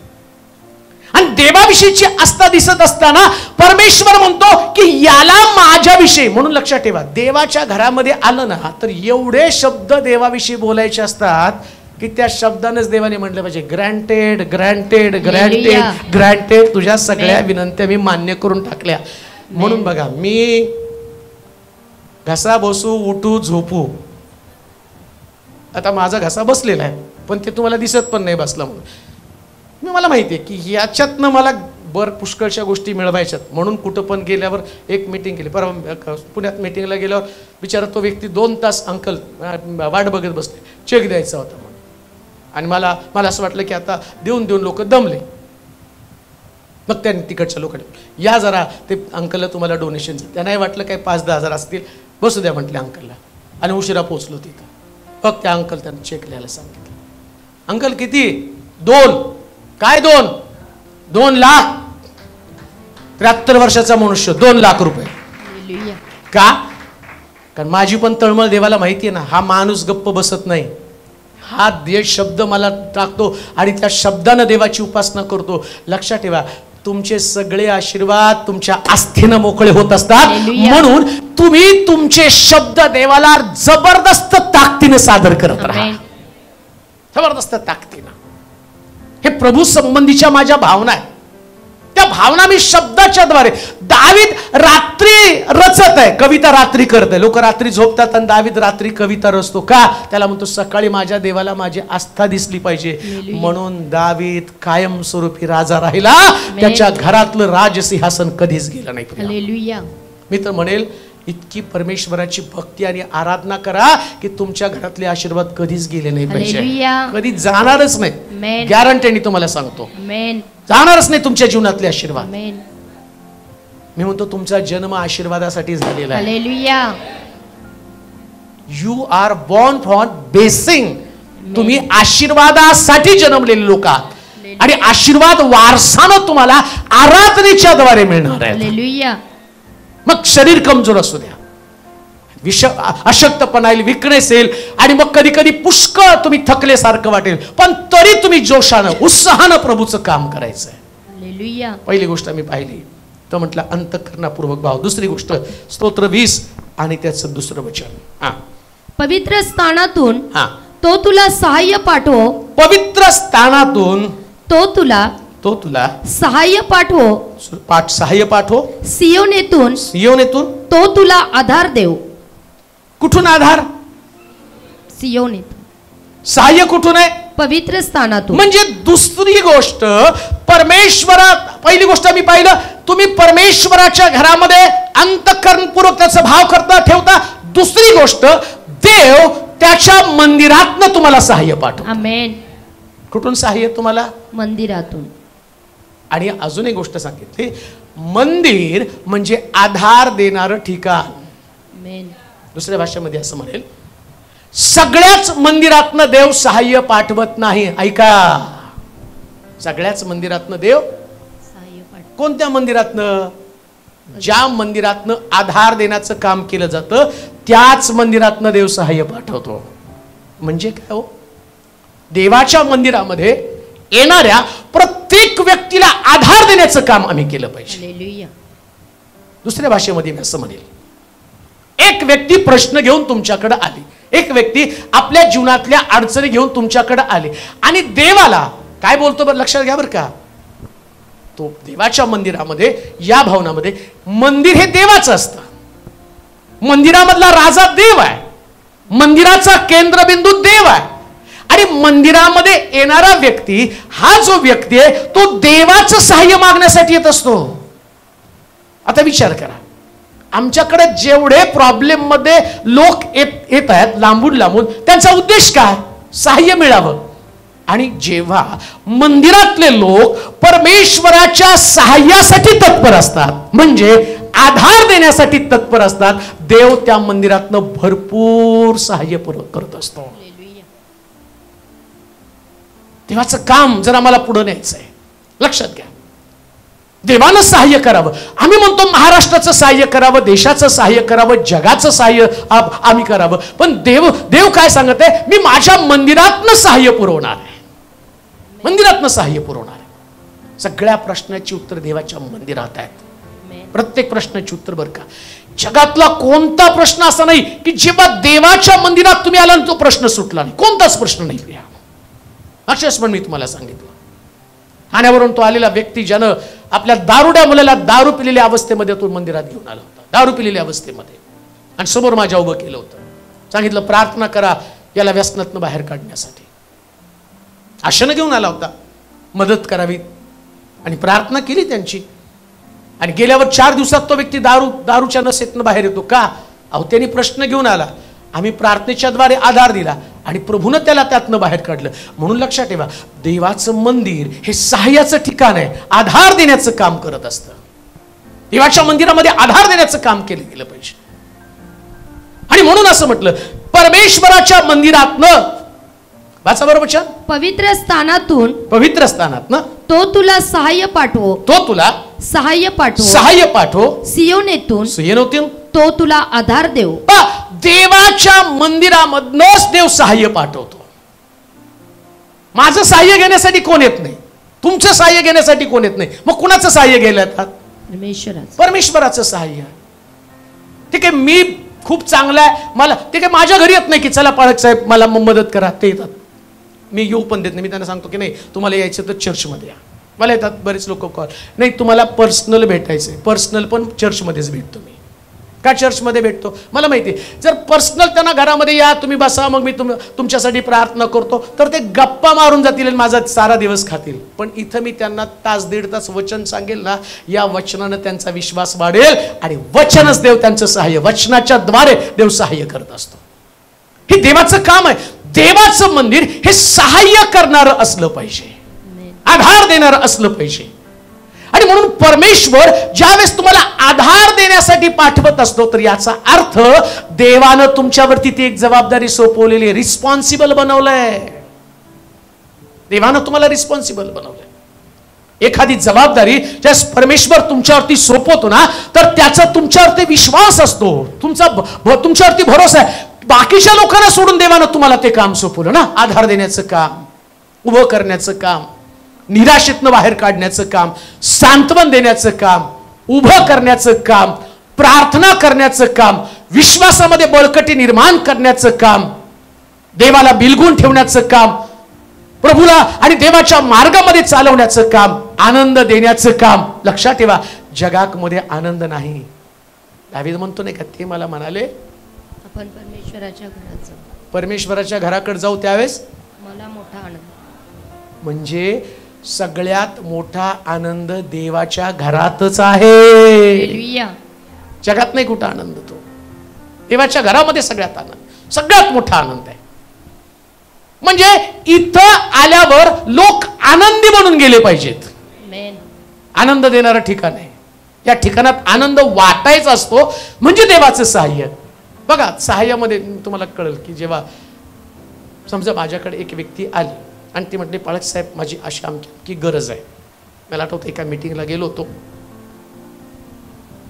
आणि गेल्यानंतर काही लोक टीमच्या माध्यमातून आमच्या मागं फिरत होते. त्यांनी म्हटलं की आम्ही चर्च बांधत आहे आणि आम्हाला अपेक्षा आहे की तुम्ही आमच्या चर्चसाठी काहीतरी मदत करावी. आणि मग ते यायला लागले मागं. मग मीटिंग संपल्यावरती म्हटलं देऊन टाका रे पैसे. सांगते नेलेच होते, मला माहिती होतं ते येणार आहे तिथं, आणि त्यांना देऊन टाकले पैसे, देऊन टाका. पण जेव्हा त्यांच्या हातात पैसे आले, त्यांनी एवढे माझ्यावर फिरले दिवसभर, ते ऐकलं. पण जेव्हा ते चर्चचं डोनेशन त्यांच्या हातामध्ये आलं, एवढा त्यांना आनंद झाला. अरे मला आणि मग ते आमच्या भोवती जे गरका करून, नाही प्रभू तुमचं एकदम चांगल्या गोष्टी. तसं देवाच्या मंदिरामध्ये एक व्यक्ती प्रश्न घेऊन येते ना, आणि त्याचं उत्तर त्यांना मिळतं, त्यास ते आनंदानं उड्या मारत घरी गेले पाहिजेत. हे देवाचं मंदिर आहे. काय देवाच्या मंदिरात? सहाय्य देवाच्या मंदिरामधनं, आनंद देवाच्या घरामध्ये. देवाच्या घराचं वैशिष्ट्य काय? देवाच्या घरामध्ये तिथं नुसतं आनंदी वातावरण असलं पाहिजे. आनंदी वातावरण, मदत करणार. अजून एक गोष्ट तुम्हाला सांगतो, देवाच्या मंदिराशिवाय तुम्हाला जगामध्ये कुठंच आनंद मिळणार नाही, आणि देवाच्या मंदिराशिवाय तुम्हाला कुठलेच आशीर्वाद मिळणार नाहीत. तुम्ही जे आज आशीर्वादित आहेत याचं कारण काय माहिती का? तुम्ही देवाच्या घरामध्ये आहात. म्हणून मी लोकांना सांगतो, मला विचारतात लोक, अहो तुमची सभा कुठे आहे तिथं सांगा, आम्ही तिथे येतो. नाही, एकदा चर्चला या म्हणतो. पिझ्झाची डिलिव्हरी घरी देण्यापेक्षा कधी कधी खाली घरात तिथं हॉटेलमध्ये जाऊन पण थोडंसं खायला पाहिजे ना, सर्व्हिस पण ती घ्यायला पाहिजे ना. आणि घरचा पिझ्झा आणि हॉटेलचा पिझ्झामध्ये फरक आहे. घरी पाठवतात ना, तो शिळा असतो. म्हणजे काय? इथं सांगितलेलं मी मीटिंगमध्ये सांगत असतो ना, तुम्ही फ्रेश ऐकलेलं असतं. मीटिंगमध्ये कुठं त्यांना माहिती आहे, इंडियनच्या चर्चमध्ये सांगितले. आता परवाचं त्या ह्याच्यामध्ये सांगितलेला ऑलरेडी चर्चमध्ये झाला होता संदेश. तिथले लोक म्हटले, एक्साइट झालो आम्ही, इतकं भारी देवाचं वचन होतं, वचनाने आमची भेट घेतलेली. अरे तुम्ही ते शिळं खाऊन पण फ्रेश आहेत, तुम्ही तर ताजं खाऊन किती फ्रेश असलं पाहिजे का? हे देवाच्या घराची ताकद आहे प्रियांना. हालेलुया. परमेश्वराच्या मंदिरामध्ये आधार देण्याचं काम करा, फ्रेश बनवा. देवाच्या मंदिरामध्ये सगळ्यात मोठा आधार आहे. आणि म्हणून मला सहाय्य कुठून मिळते? मार्काचं शुभवर्तमान 5वा अध्याय 21 पासून 24 पर्यंतची वचन वाचा. मार्काचं शुभवर्तमान 5वा अध्याय 21 ते 24 वचन.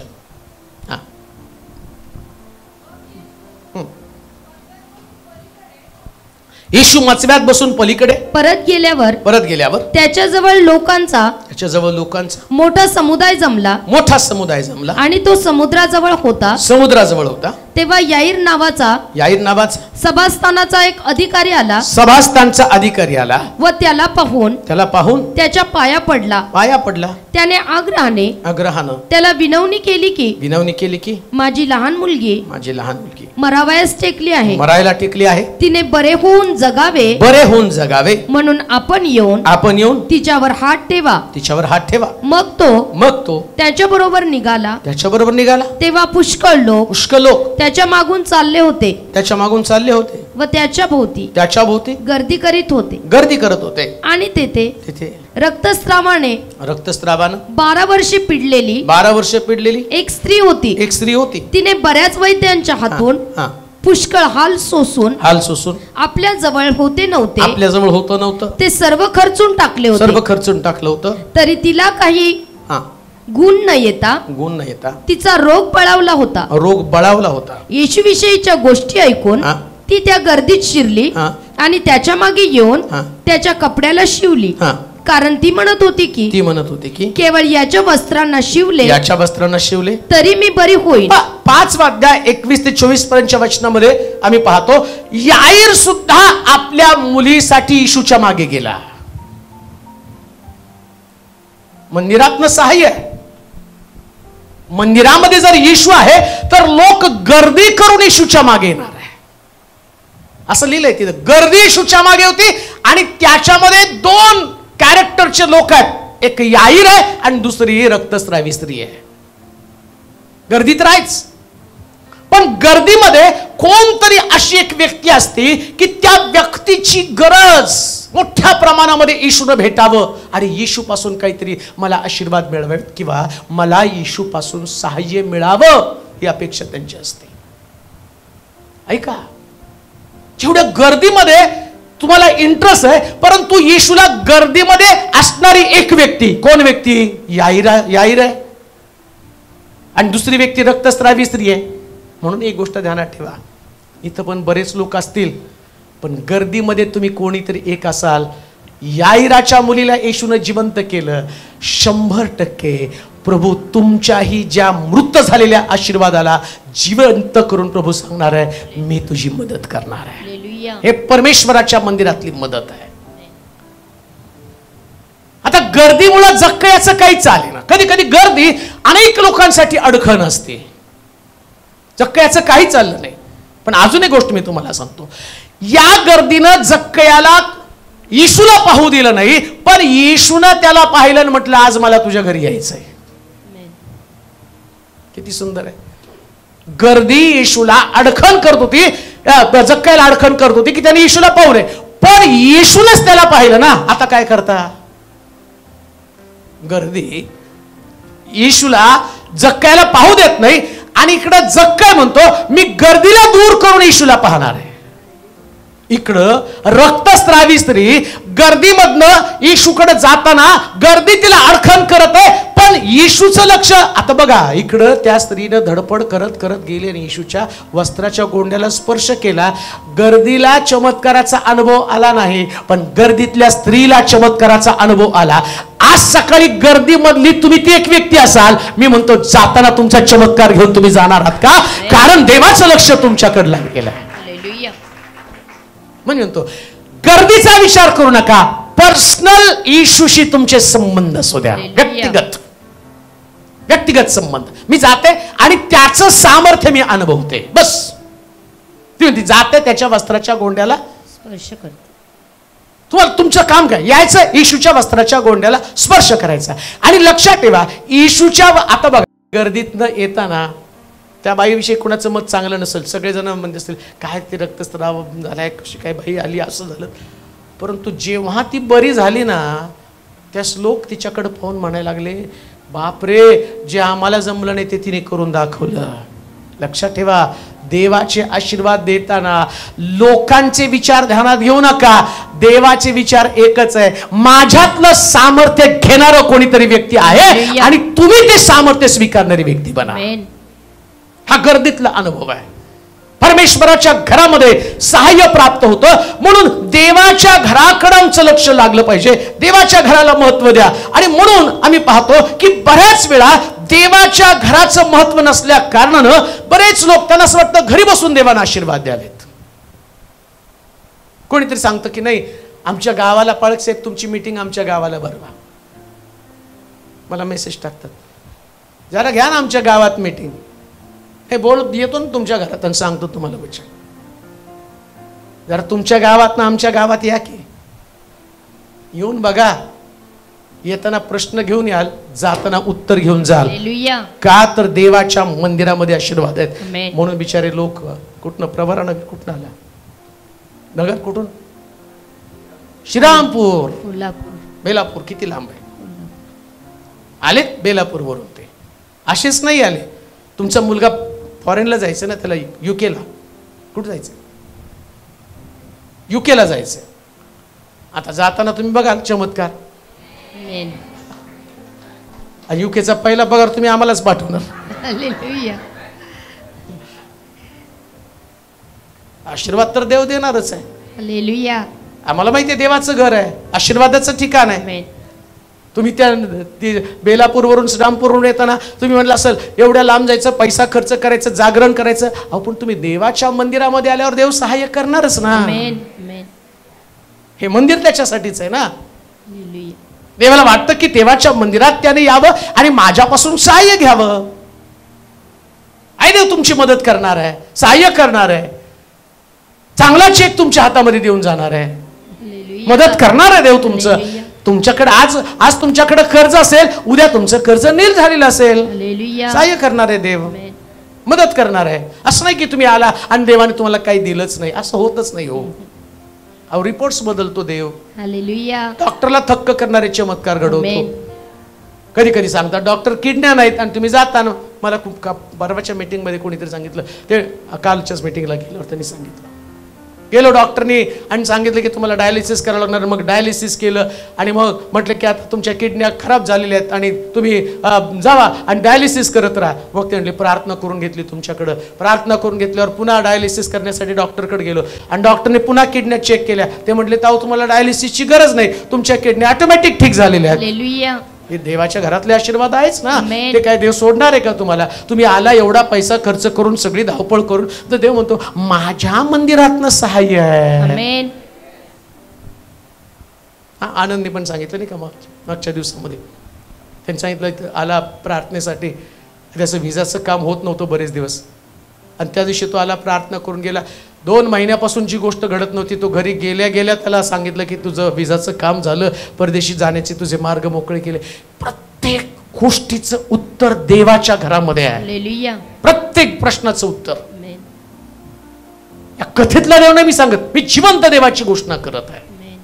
आणि स्ट्रॉंग आहे तो, मजबूत आहे आणि तो पर्सनली तुमच्यावरती प्रेम करतो. पर्सनली वर का तुम्हाला माहिती का, जेव्हा पर्सनली एखादी व्यक्ती आपल्यावरती प्रेम करते ना, तर पर्सनली त्या व्यक्तीकडे तुमच्यासाठी स्पेशल गोष्ट असते. है की नाही? पर्सनली काहीतरी वेगळं असतं. आता जनरली प्रेम आणि पर्सनली प्रेम मध्ये फरक आहे. काल बिर्याणी खाली ती जनरल होती, उपकार स्तुतीची प्रार्थना होती, ती काय होती सगळ्या. कोण म्हणलं का त्याला नाही बाजूला हे काढून ठेवलंय मटणाचे तुकडे, तुम्ही बाजूला. तिथं जे 2 द्यायचे त्याला 2च तुकडे, त्याला 1 द्यायचा त्याला 1च तुकडा. ते पण पर्सनली ज्यावेळेस असतं ना, सगळे गेल्यावरती काहीतरी खास काढून दिलं जातं.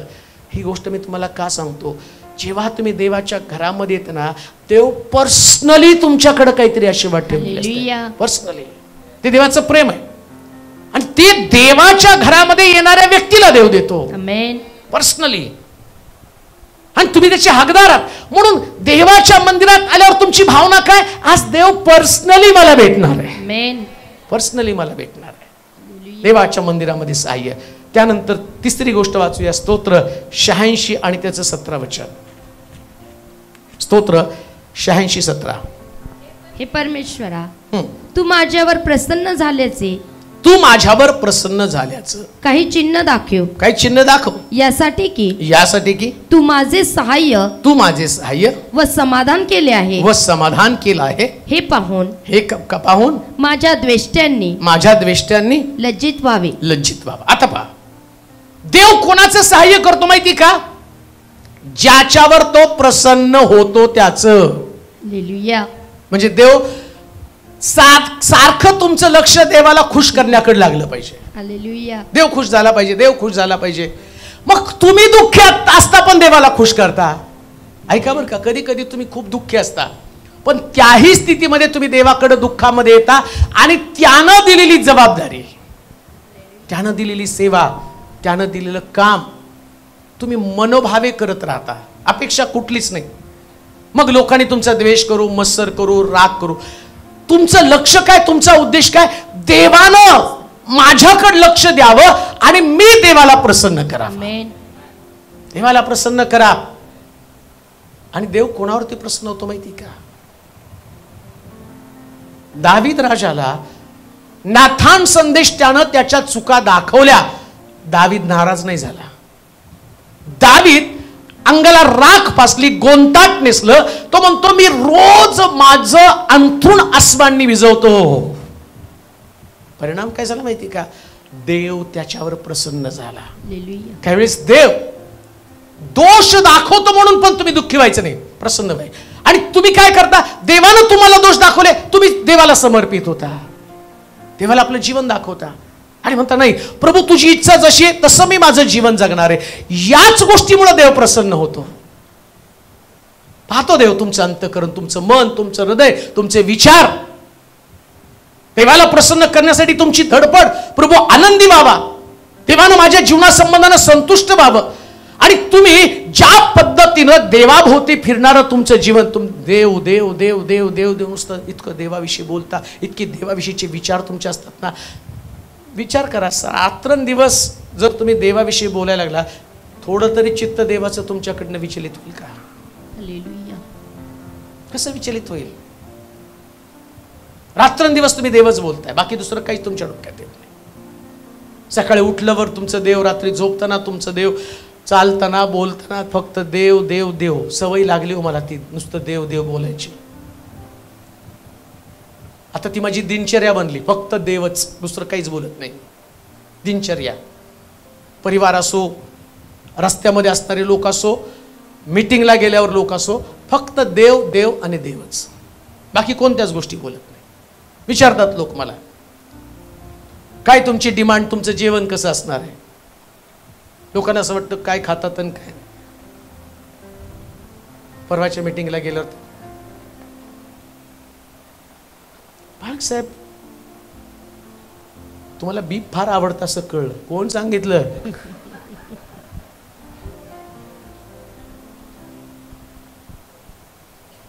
ते म्हटले, ते पाळक माझे मित्र आहेत. अरे बाबा मी मटणच खात नाही, हे आवडतं. ते मुळामध्ये माझी आवड जेवण नाही, माझी आवडच देवाचं वचन आहे. हे म्हणून मी लोकांना सांगत असतो, डाळ भात द्या पण लोक वचनाला बसवा. का? ते फक्त बोलण्यासाठी ताकद आहे, पण खरी एनर्जी तर ही आहे. हो, हालेलुया. हे देवाचं वचन खरी एनर्जी आहे. हे देवाची वचन खरं ताकद आहे. आणि या ताकदीच्या बळावरती येलेला तर म्हटलं ही भाकर खा आणि हा हे बसकेतलं पाणी पी, कारण तुला भारी प्रवासाला जायचं आहे. भारी प्रवास आहे. हा जीवनाचा प्रवास वाटतो तितका सोपा नाही. अडचणीने भरलेला, धोक्याने भरलेला, निराशेनं भरलेला, वारंवार निराशेचा प्रसंगाचा सामना तुम्हाला करावा लागेल. पण तरी मी तुम्हाला सांगतो, तुम्ही एकटे नाही, जगाचा निर्माण करता तुमच्या बरोबर. एव्हरलास्टिंग गॉड, सदा सर्व काळ तुमच्या बरोबर राहणारा देव तुमच्या सोबत आहे. आणि म्हणून ज्याच्यावर देव प्रसन्न होतो आणि देव त्याचं सहाय्य करतो. म्हणून देवाला प्रसन्न करण्यासाठी काय केलं पाहिजे माहिती का? जसं अब्रामानं इसाकाला वेदीवरती अर्पण केलं, तसं जी गोष्ट तुम्हाला प्रिय ती वेदीवर टाकून द्या ना. काही गोष्टी मला आवडतात पण त्याला वेदीवरती टाकून देता आलं पाहिजे. काही गोष्टी माझी दिनचर्या आहे, त्याला वेदीवरती मला टाकून द्यायला पाहिजे. अब्रामाचा लाडका मुलगा आहे, एकुलता एक मुलगा आहे. अशी एकुलती एक गोष्ट ज्याच्यावरती तुम्ही जास्त प्रेम करता, जसं अब्राम इसाकावरती जास्त प्रेम करताय, तशी तुमची काहीतरी एकुलती एक गोष्ट आहे ज्याच्यावर तुम्ही प्रेम करत आहात. तीच गोष्ट ज्याच दिवशी तुम्ही वेदीवरती द्याल, मला तुम्हाला सांगू द्या, त्या वेदीवरती त्यानं इसाक मरू दिला नाही, तर इसाकाला आशीर्वादित करून अब्रामाच्या स्वाधीन केलं. ही प्रसन्न करणारी गोष्ट तुम्हाला करता आली पाहिजे. काय देवाला आवडतं? देवाला काय आवडतं ना, हे रात्रंदिवस तुम्ही तुमच्या डोक्यात घोळत ठेवलं पाहिजे. देवाला आवडतं. आम्ही म्हटलं पाहिजे नाही देवाला हे आवडत नाही, देवाला हे आवडत नाही. जे देवाला आवडतं ते मी करणार आहे. आणि देवाची पसंत तुमची पसंत बनली ना, मी म्हणतो तुमच्या घरामध्ये देवाची मदत, रसद कोणीच अडवू शकणार नाही. कोण अडवणार आहे? देव तुमचं सहाय्य करणार आहे. म्हणून ज्याच्यावर देव प्रसन्न होतो त्याचं देव सहाय्य करतो. म्हणून रोज देवाकडं आम्ही प्रार्थना करावी. काय? जसं येशू प्रार्थना करतो, होईल तर हा प्याला मजपासून, मग नंतर काय म्हणतो?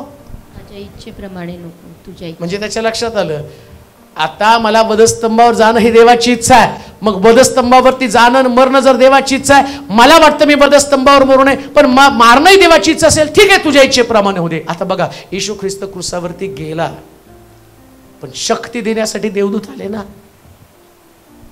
सहाय्य तर देवानं केलं का नाही त्याचं? क्रूसावरती त्याला असं वेदनादायी मरण आणि जरी त्या ठिकाणात असलं, मग ही एनर्जी येशूकडे कुठं आली जगासाठी? हे बाप्पा यांना क्षमा कर म्हणण्याची कशी काय ताकद त्याच्यामध्ये आली? एवढं सोपं नसतं. ज्याने त्याला क्रूसावरती दिलं आणि त्या लोकांसाठी मध्यस्थी करणं एवढं सोपं नव्हतं, पण येशूनं मध्यस्थी केली. हे बाप्पा यांना क्षमा कर, कारण देवानं त्याचं सहाय्य पाठवलं. हे आत्मिक जीवनाची ताकद तुम्हाला कुठून मिळणार आहे? देवापासून मिळणार आहे.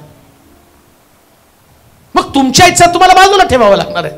मला माझ्या इच्छा आहेत, पण माझ्या इच्छा का देवाच्या इच्छा, याच्यातलं तुमचं युद्ध आहे. मग जेव्हा तुम्ही तुमच्या इच्छेप्रमाणे न जगता देवाच्या इच्छेप्रमाणे जगता, तेव्हा देव तुमचं सहाय्य करतो. तुमच्या इच्छेप्रमाणे नको. पवित्र आत्मा देवाची इच्छा घेऊन तुमच्याशी झगडत असतो रोज. आणि पवित्र आत्मा जेव्हा तुम्हाला सांगतो ना, या गोष्टी तुला कराव्या लागतील, आणि ते करत असताना ह्या एवढ्या सोप्या नसतात कोणत्याही गोष्टी. आम्हाला वाटतं तितकं आत्मिक जीवन एवढं इझिली नसतं. फार स्ट्रगल करावं लागतं, युद्ध लढावं लागतं. काही गोष्टींचा त्याग करताना, काही गोष्टी सोडताना, काही गोष्टीवरती विजय मिळवताना, ज्या पद्धतीनं तुम्ही निराशेचा सामना करता, एकाकीपणाचा सामना करता. अजून एक गोष्ट मी तुम्हाला सांगतो, जेव्हा तुम्ही एकटं असता तेव्हाच देव तुमचं विशेष सहाय्य करतो. आणि जेव्हा तुम्ही देवाच्या इच्छेप्रमाणे, येशू ख्रिस्त वधस्तंभावर एकटा, तो म्हटला नाही का, त्याने त्याची भविष्यवाणी केली, मी मेंढपाळास मारील आणि मेंढरांची दानादान होईल. येशू ख्रिस्ताला पकडलं आणि सगळे शिष्य पळून गेले. आता येशू ख्रिस्त एकटा वधस्तंभावरती आहे, आणि एकटा होता म्हणूनच देवानं त्याचं सहाय्य केलं. एकटा असणं हा अनुभव आमच्यासाठी कठीण असतो, परंतु जेव्हा तुम्ही एकटा असतात तेव्हाच देवाची शक्ती तुमच्या बरोबर असते. ती ताकद, ती एनर्जी तुमच्याकडे असते. म्हणून देवाचं सहाय्य कोणाला मिळतं? ज्याच्यावर परमेश्वर प्रसन्न होतो. अजून एक गोष्ट आम्ही वाचणार आहोत, दुसरे इतिहास 14 अध्याय 8 ते 12 वचन. चौथी गोष्ट मी पाहणार आहोत, दुसरे इतिहास 14 अध्याय 8 ते 12 वचन. देवाचं सहाय्य कोणाला मिळतं? आसाच्या पदरी ढाली व भाले धारण करणाऱ्यांची, एक काळजीपूर्वक ऐका, आसाच्या पदरी ढाली व भाले धारण करणाऱ्यांची एक सेना होती. यहुदातले 3 लक्ष पुरुष होते. किती लक्ष पुरुष? 3 लक्ष. ढाली धारण करणारे 3 लक्ष पुरुष होते. बन्यामिनातले ढाली धारण करणारे व तिरंदाज 2,80,000 पुरुष होते. बाण चालवणारे 2,80,000 तिरंदाज. हे सर्व शूर योद्धे होते. हे सगळे शूर योद्धे होते. नंतर 10 लक्ष पुरुषांची सेना व 300 रथ घेऊन जेरह नावाचा एक कुशी त्याचवर चाल करून आला. तो मारेशापर्यंत आला असा त्याच्याशी सामना करण्यास गेला तेव्हा सारेशा येथे सपाता नावाच्या खोऱ्यात लढाईस तोंड लागलं. या प्रसंगी आसाने आपला देव परमेश्वर याची प्रार्थना केली. हे परमेश्वरा सबलांच्या विरुद्धात निर्मलांचे सहाय्य करणारा तुझ वाचून अन्य कोणी नाही. हे आमच्या देवा परमेश्वरा आमचे सहाय्य कर. आमची भिस्त तुझवर आहे. आम्ही तुझ्या नामावर भरोसा ठेवून या समूहाशी सामना करण्यास आलो आहोत. हे परमेश्वरा तू आमचा देव आहेस. मानवाचे तुझवर वर्चस्व होऊ देऊ नको. तेव्हा परमेश्वरानं आसा व यहुदी यांच्या पुढे कुशी लोकास असा मार दिला की ते पळून गेले. बस. कोणाचं देव सहाय्य करतो? जे लोक देवासमोर आपली दुर्बलता कमी करतात, देव त्यांचं सहाय्य करतो. आता बघा, इकडे आम्ही पाहतो कुशीचं जवळजवळ जेर नावाचा जो राजा, त्याची 10 लाख सेना घेऊन त्या ठिकाणात आले. असं पण काही कमी नव्हता. असाचं जर तुम्ही वर्णन पाहिलं तर ढाली धारण करणारे आणि तिरंदाज याचं जर त्याचं गणित केलं तर त्यांनी म्हटलं ढाली 3 लक्ष सैन्य जे आहे ते त्याच्याकडे ढाली आहे. 2,80,000 तिरंदाज आहेत, म्हणजे बाण आहेत. आता विचार करा, आणि सगळे शूरवीर आहेत. शूरवीर म्हणजे अशीच पदवी मिळत नाही. एक जण 100 लोकांना, जसं आम्ही पाहतो की देवाच्या लोकांचं वैशिष्ट्य, शमशोन शूरवीर होता तर तो गाढवाच्या जाबाडानं 1000 लोकांना मारत होता. 1000 लोक. मग ते शूरवीर, आता एवढे सगळे शूरवीर म्हणजे 2,80,000 जर त्याच्याकडे शूरवीर आहे, या 10 लक्ष लोकांसाठी काही विशेष नाही, सहज मारू शकतील, कारण ते देवाचे लोक आहेत, यहुदी लोक आहेत. परंतु त्यानं या असणाऱ्या गोष्टीची प्रौढी नाही मिरवली. माझ्याकडे आता 2,80,000 शूरवीर आहेत, त्याचप्रमाणे तो असं नाही म्हटला ढाली धारण करणारे 3 लाख लोक माझ्याकडे, मला काय देवाची गरज आहे? काय गरज आहे? माझ्याकडे शूरवीर आहेत आणि मी सहज त्या 10 लाख लोकांना पिटाळून टाकेल. जर शमशोन गाढवाच्या जाबाडानं 1000 लोक मारतो तर हे 2,80,000 तिरंदाज किती लोकांना मारू शकले असते? काय गरज होती या असणाऱ्या आसाला देवाची मदत मागण्याची? पण त्याला ठाऊक आहे ढाल्याने आणि भाल्यानं आणि त्या तिरंदाजाच्या द्वारे विजय मिळवता येणार नाही. जर देव माझ्या बाजूने उभं राहील तर 10 लक्ष सैन्य चुटकी सरशी माझ्या समोरून पळून जाणार आहे. तुमच्या समोर आसासारखेच प्रश्न असतील, परंतु लक्षात ठेवा देव नेहमी दुर्बल लोकांचं सहाय्य करत असतो. हालेलुया. काय वाक्य वाचा बरं परत एकदा. या प्रसंगी आसाने परमेश्वर आपला देव, आसाच्या पदरी ढाली व भाले धारण करणाऱ्यांची एक सेना होती. यात यहुदातले 3 लक्ष पुरुष होते. बन्यामिनातले ढाली धारण करणारे. या प्रसंगी आसाने आपला देव परमेश्वर याची प्रार्थना केली. हे परमेश्वरा सबलांच्या विरुद्धात निर्बलांचे सहाय्य करणारा. कोणाचं सहाय्य करतो? निर्बलांचे. देव सबलांचं सहाय्य करत नाही. कोणाचं करतो? निर्बलांचे. म्हणून तुम्ही निर्बल आहात ना, तेव्हा म्हणायचं की मी निर्बल नाही. जेव्हा मी अशक्त आहे तेव्हाच मी बलवान आहे. मेन. जेव्हा तुम्ही अशक्त आहात तेव्हा तुम्हीच बलवान आहात. का माहिती का? तुमच्याकडे जो आहे तो सगळ्यात बलवान आहे. हालेलुया. म्हणून म्हटलं जगामध्ये जो आहे, तुमच्याकडे काय नाही हे विचार करू नका. जे तुमच्याकडे आहे ते सगळ्यात भारी. हालेलुया. सगळ्यात भारी उत्तम देव. आमेन. तुमची दुर्बलता इथंच प्रभू तुमची ताकद बनवून येणार आहे. आणि देव तिथं तुमची ताकद बनवून आल्यावर, ऐका, 2,80,000 तिरंदाज, 3 लाख ढाली धारण करणारे लोक, पण तरी सुद्धा त्यानं देवासमोर आपली दुर्बलता कबूल केली. तो म्हटला देवा मला 2,80,000च्या द्वारे विजय नाही मिळवायचा, मला एकाच देवाच्या नावानं विजय मिळवायचा. का? एका देवाच्या नावानं विजय मिळवला तर माझा विजय टिकणारा विजय असेल. परंतु जेव्हा मी 2,80,000 तिरंदाजाच्या नावानं विजय मिळवेल तर मी पुन्हा हरणार आहे. पुन्हा असा येईल, पुन्हा तो काय त्याचं नाव आहे, कुशी आहे की नाही, पुन्हा कुशी येईल. पण आता विचार करा, या कुशीला हरवलं कोणी? देवानं. विचार, देवाचा मार काही साधा मार नाही. देव एकदा पळवतो ना, फारोचं रथ आणि घोडे समुद्राच्या खोल तळाशी गाडले का?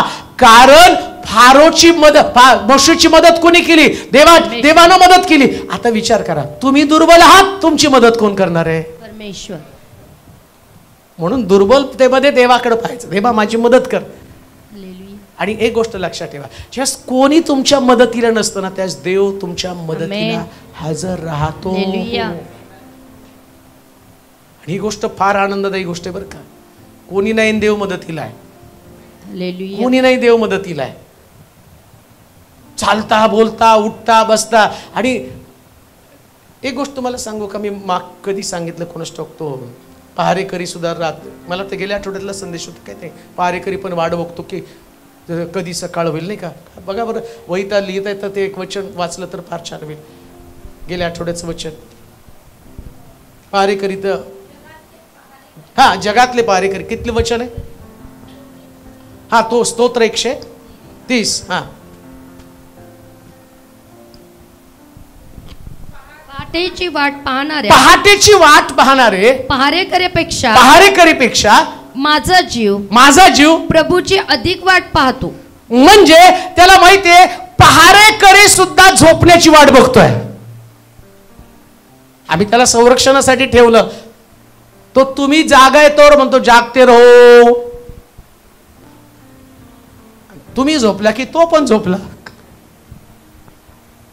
हे पहारेकरी तुमचं रक्षण करणार नाही, पण तुमचा देव इस्रायलाचा रक्षक हा तुमच्यासाठी सगळ्यात अद्भुत गोष्टी करणार आहे. म्हणून दुर्बल समजू नका, तुमची दुर्बलता देवापासूनची तुम्हाला शक्ती आहे. देवाची शक्ती आहे. एकटे असणं पण चांगलं आहे. शिवाय तुम्ही एकटे असता तेव्हा देव विशेष तुमची काळजी घेतो. तुम्ही एकटे असल्यावर आणि सगळेच लोक तुमच्या अवती बसले तर म्हणतो काय आहेत की काळजी करणार आहे, याची काय काळजी करायची, आहेत सगळे लोक. आणि तुम्ही एकटे असता देव म्हणतो नाही, माझं संरक्षण, मी तुझ्या बरोबर आहे. देव आमच्या संगती आणि सगळ्यामध्ये पॉवरफुल व्यक्तीच माझ्या बरोबर आहे. आमेन. पॉवरफुल व्यक्ती हो. परा मीटिंगला गेल्यावरती ते असं कडक केलं, हाणोकला येऊ द्या ना आमच्यात.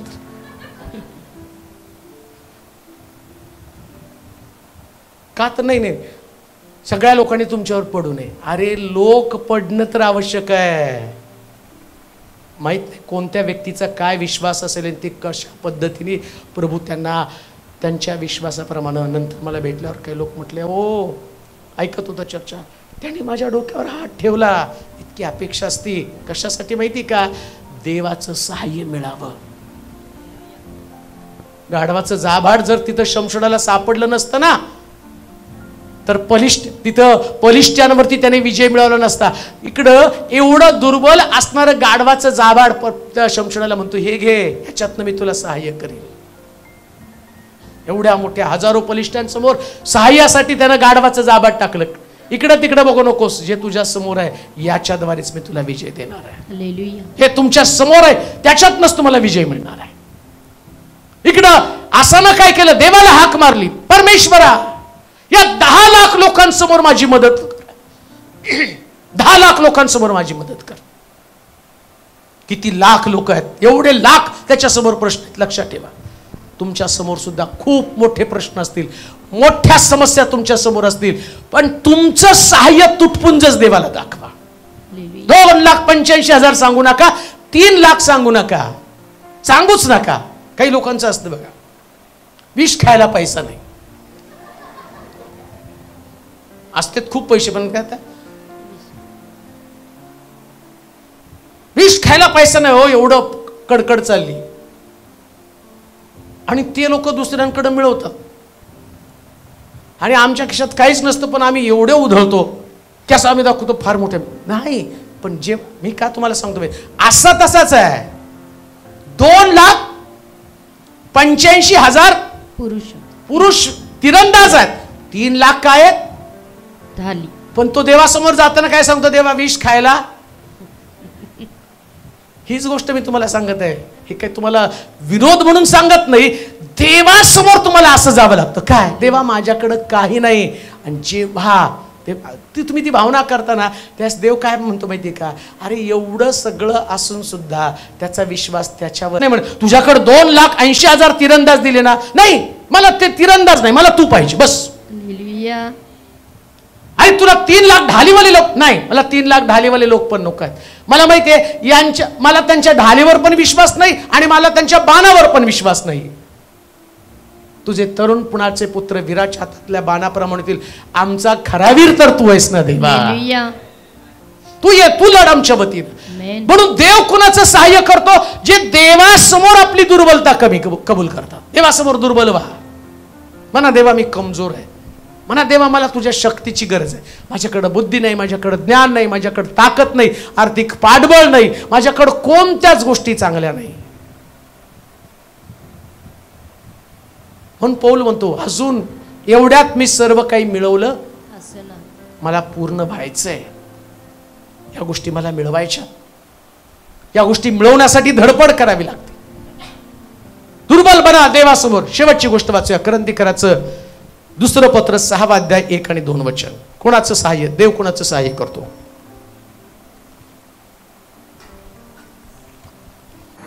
या गोष्टी मिळवण्यासाठी धडपड करावी लागते. दुर्बल बना देवासमोर. शेवटची गोष्ट वाचूया, करंथीकराचं 2 पत्र 6 अध्याय 1 आणि 2 वचन. कोणाचं सहाय्य, देव कोणाचं सहाय्य करतो.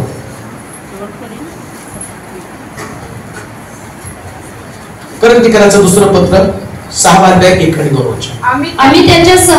आम्ही त्याच्यासह कार्य करिता विनंती करतो की तुम्ही देवाच्या कृपेचा स्वीकार व्यर्थ होऊ देऊ नये.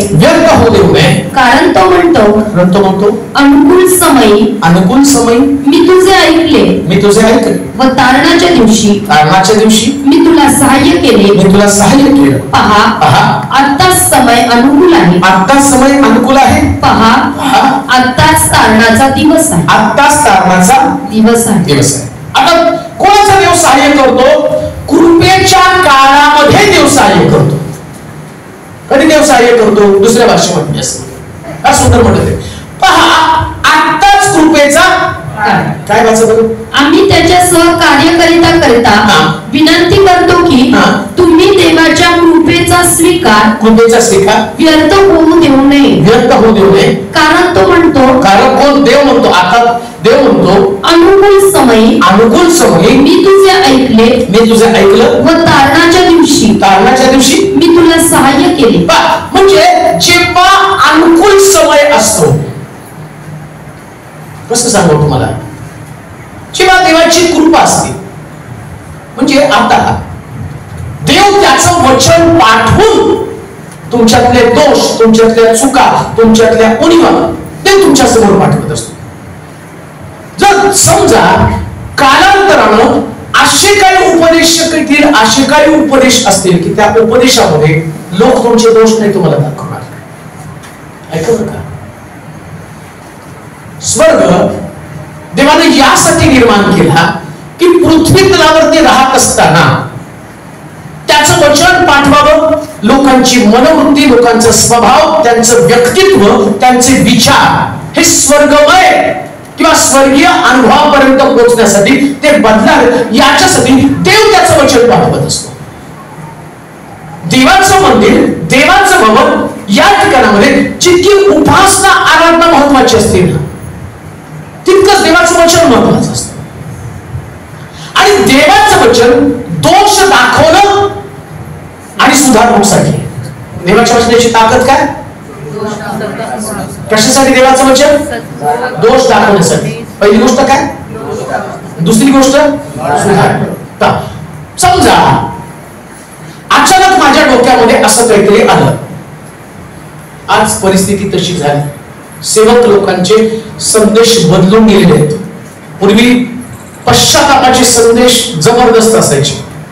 मला परवा कोणाशी बोलत होतो माहित नाही, परंतु बोलता बोलता सूरज प्रेमाने त्याच्यावर असणारा तरुण तू सांगायला. सूरज प्रेमाने बोलता बोलता बोलले, माझ्या चर्च मध्ये शेकडो साक्षी घडतात आणि त्या साक्षी मी युट्यूबवर टाकत नाही. कारण समजा एखाद्याला आरोग्य मिळालं, एकाच्या जीवनात चमत्कार घडला, त्याला डोळे आले, त्याला हातपाय आले आणि हातपाय आल्यावर तो स्वर्गामध्ये जायची गॅरंटी नाही. पण मी माझ्या चर्च मध्ये पश्चातापाचा संदेश जास्त सांगतो, ज्या साक्षीच्या द्वारे लोकांचा विश्वास वाढेल आणि ज्या साक्षीच्या द्वारे लोक तारणात टिकेल याची गॅरंटी नाही.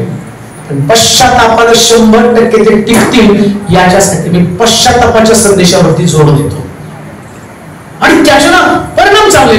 मग आता जास्त काळ तर हे राहणार नाही ना, हा कालखंड असतो. बाप्तिस्मा करणारे योहान, पश्चाताप करा स्वर्गाचं राज्य जवळ आलं, पश्चाताप करा स्वर्गाचं राज्य जवळ आलं. बाप्तिस्मा करणारे योहानाचा शिरच्छेद झाला, पश्चातापाचे संदेश गायब झाले. ऐका बरं का, आता कृपेचा काळ आहे. देव त्याचं वचन पाठवून तुमच्या त्या चुका, तुमच्या त्या उणीवा तुम्हाला दाखवत. कशासाठी? तुम्ही परफेक्ट व्हावं, परिपूर्ण व्हावं, ख्रिस्ताला पसंत पडणारं जीवन तुम्ही जगावं आणि तुम्ही देवासारखं व्यक्तिमत्व धारण करावं. संदेश आमची अंतःकरण, आमचं मन याचं परीक्षण करणारे संदेश आहे. देवाचं वचन, तुमचं विचार, हेतू यांचं परीक्षण आहे असं म्हटलेलं आहे. परंतु कृपेचा काळ आहे तोपर्यंत, म्हणजे आता जे तुम्हाला वचन मिळतं हे देवाचं सहाय्य आहे. आज तुम्हाला जे मिळायला लागले ना हे देवाचं सहाय्य आहे. आणि हे सहाय्य घेण्यासाठी लोक किती लांबून येतात बरं का, एवढ्या लांबून येतात. कशासाठी? देवाचं सहाय्य. तो काय म्हणला आता वाचा वचन. कारण तो म्हणतो, अनुकूल समयी मी तुझे ऐकले, मी तुझं ऐकलं, व तारणाच्या दिवशी मी तुला सहाय्य केले, मी तुला सहाय्य केलं. पहा आत्ताच समय अनुकूल आहे, आत्ताच समय अनुकूल आहे. पहा आत्ताच तारणाचा दिवस आहे, आत्ताच तारणाचा. म्हणजे तुम्ही देवाचं वचन ऐकलं तर परमेश्वर तुम्हाला पश्चाताप करण्यासाठी सहाय्य करत आहे. येते का लक्षात? ते वचन आमच्याशी बोलताना आणि आतमध्ये काहीतरी घडतं, पण कालांतरानं काहीच घडणार नाही, म्हणजे देवाचं साहित्य बंद होऊन जाईल, काहीच घडणार नाही. आता आमच्याशी देवाचं वचन बोलत नाही, आमचं हृदय नीट करण्याचं काम करत आहे, विचार नीट करण्याचं काम करत आहे. प्रभूचं हृदय आमच्या हृदयावरती देवाचं वचन मानलं जात आहे. कोणाचं देव सहाय्य करतो? ज्या लोकांना तारणासाठी देवाचं वचन स्वीकारत आहे, प्रभू त्यांचं सहाय्य करतो. पश्चातापासाठी ज्याने आपले अंतःकरण उघडलेले, त्यांना कळलं नाही काही गोष्टी माझ्यामध्ये प्रभूला पसंत नाही, त्या गोष्टी मला सोडणं आवश्यक आहे. ही जी फिलिंग आहे, ही जी भावना आहे, तुम्हाला कळतं का? जक्कयच्या घरी येशू गेला ना, एवढ्या सगळ्यांच्या घरामध्ये येशू गेला, पण जक्कयच्या घरात येशू गेल्यावर पहिल्यांदा जक्कय म्हटलं माहिती, मी कुणाचं वाटायला घेतलं. आणि तिथं एवढ्या जकातदाराच्या घरी गेल्या, पण एकही जकातदाराने कसं बोललं नाही. शिमोन नावाच्या जकातदाराच्या घरी गेला तर तिने मेजवानी दिली आणि त्याच्या घरामध्ये जर तुम्ही बघितलं तर ते परुषी लोक येशूकडच्या चर्चा करत की नेहमी पापी लोकांच्या सहवासामध्ये बसतो. त्या घरामध्ये मडीने आलावस्त्र रुपये टाकले तर त्या घरातली चर्चा काय होती, एवढ्या मोठ्या पैशांची नासडी का केली. परंतु जक्कयच्या घरातली चर्चा वेगळी होती. त्यानं संधी साधली, प्रभूचं सामर्थ्य मिळालं, त्याला प्रभूची मदत मिळवली. कशासाठी? आपल्या घराच्या उद्धारासाठी, आपल्या घराच्या तारणासाठी. देवाचे प्रिय लोक पुष्कळ ऐकतील, पण मदत देव त्यांची करेल ज्यांनी आपल्या घराच्या उद्धारासाठी देवाचं वचन स्वीकारलं. प्रभू तुमची मदत करण्यासाठी तयार, पण जास्त काळ नाही. आता समय अनुकूल आहे. हा समय आहे, हा प्रभूचं कृपा आहे. आता कृपा असणार आहे, कृपा आहे म्हणून लोक बदलत आहेत. एवढा महाराष्ट्र मी फिरत आहे ना, एक गोष्ट माझ्या लक्षात येईल, फार कृपा देव करायला लागलेला आहे. आता मीटिंगची स्पेक करून आले पास्टर, आम्ही सगळे खूप चार्ज झालो, आता आम्ही खूप प्रार्थना करणार, आता आम्ही खूप देवाच्या जवळ जाणार. त्यांचं ते बोलणं ऐकलं असं वाटलं की नाही, जे काम करायचं ध्यानात केलं, देवानं काम केलं, तरुणांमध्ये एक अग्नी पेटवला, त्यांच्यामध्ये एक एनर्जी, ऊर्जा निर्माण झाली, ते देवाला मिळवून राहिलेले आहेत. त्यांनी सांगितलं की आम्ही आता मी ठरवलं, आम्ही जास्तीत जास्त एकत्र येऊन जास्त प्रार्थना करणार. आणि आता 1 दिवसाची मीटिंग झाली, पण आता त्यामध्ये 3 दिवसाच्या सभा मी ठेवतो का, तर लोक बघून तुटली पाहिजे. लोकांची कृपेचा काळ आहे, अनुकूल समय. आम्ही तुम्हाला सांगतो, अनुकूल समयामध्ये देव तुमचं सहाय्य करणार आहे. अनुकूल समयामध्ये म्हणून तुमच्या भावना, तुमचं मन दुखावलं तरी हरकत नाही, पण हा समय आहे. कोणता समय माहिती का? या समयामध्ये प्रभूचं वचन माझ्या मनाला तोडण्याचं काम करत आहे. तुटू द्या मग, रिझल्ट चांगले असणार आहे, उत्तम असणार आहे. आणि जेव्हा तुम्ही त्या तुटलेल्या मनानं प्रभूकडे येता, चक्के तुटलेल्या मनाने प्रभूकडे, कुणाचा कुमारानं घेतला असेल, चौपट परत करतो, अर्धद्रव्य भेटवतो. अजून एक गोष्ट मला सांगतो, मरिया, ज्या मरियाला येशूने उद्धार दिला आणि ती मरिया रडत रडत येशूकडे आली. लोक तिच्याविषयी काय विचार करतात हे पण तिने पाहिलं नाही. तिच्याविषयी लोक वाईट विचार करतात. लोक आहे, जो विचार देव तुमच्याविषयी करतो ते विचार लोक करत नाहीत. देवाचा विचार तुमच्यासाठी परफेक्ट असतो. काय म्हटलं येशू माहिती का? अरे तुम्ही तर साधं माझे पाय पण धुतलेले, पण तिने तर माझ्या तिच्या अश्वांनी माझं चरण धुतलं. हे देवाचे विचार आहेत. ते काय विचार करत आहे? हात लावणारी कोण आहे हे जर त्याला कळलं असतं ना, ती कसल्या प्रकारची स्त्री. लोकांचे विचार आहेत, देवाचे विचार काय? हिने माझ्या उत्तर क्रियेसाठी, म्हणजे काय, हिने माझं मरण जे त्या मरणाची किंमत ओळखलेली आहे. माझ्या उत्तर कार्यासाठी मरणाची किंमत, त्याच्या पायावरती सुगंधी अत्तर होती ना, तो हे माझ्या मरणासाठी दिली. म्हणजे काय, एवढ्या मोठ्या पैशाची नासरी कशाला? मरणाची किंमत जाणली होती नाही. मरणाची किंमत, ख्रिस्ताच्या मृत्यूची किंमत तिला होती, की त्याच्या आणि चरणावरती तिने अलवस्त्र भूमी फोडली. जीवन असंच असू द्या. जेव्हा आतमधनं पश्चातापाचे अश्रू बाहेर पडतील ना, त्याच प्रभू म्हणेल, माझ्या मृत्यूची किंमत तुला कळाली, माझ्या मृत्यूची किंमत तुला कळाली. ती मृत्यूची किंमत कळली पाहिजे. अलवस्त्र भूमी फोडणं म्हणजे मृत्यूची किंमत कळणं आहे. हे मन तुटतं ना, हे मन फुटतं, त्या समजायची किंमत कळाली. नव्हे तुटलं पाहिजे, फुटलं पाहिजे. आतमधनं अशा प्रकारचा सुगंध बाहेर पडला पाहिजे. मरीच्या अलवस्त्र कुपीतनं जो सुगंध बाहेर पडला आणि ज्या सुगंधानं सगळं घर भरलं, तसं एकदा प्रभू समोर बसा, हृदय फुटूया, सगळीकडे सुगंध पसरणार, सगळीकडे सुगंध पसरणार. प्रभू त्यांचं सहाय्य करतो. किती सुंदर आहे का? काय सुंदर देवाचं वचन. अनुकूल समय, असं बरं परत समजून एक बरोबर त्याच्या अनुकूल समय, अनुकूल समय. मी तुझे ऐकले, मी तुझं ऐकलं. पण तारणाच्या दिवशी मी तुला सहाय्य केले. आता अनुकूल समय ऐकलं आणि सहाय्य कधी केलं? तारणाच्या दिवशी. ऐकलं नाही, सहाय्य केलं. कधी केलं सहाय्य? म्हणजे तुम्ही देवाला हात मारता, आरोळी मारता. आता ऐकणं आणि तारण याच्यामध्ये फरक आहे. तारण म्हणजे काही गोष्टी सोडणं म्हणजे तारण आहे. घागर विहिरीवरती सोडणं म्हणजे तारण आहे. कुमांडानं घेतलं चौपट परत करणं म्हणजे तारण आहे.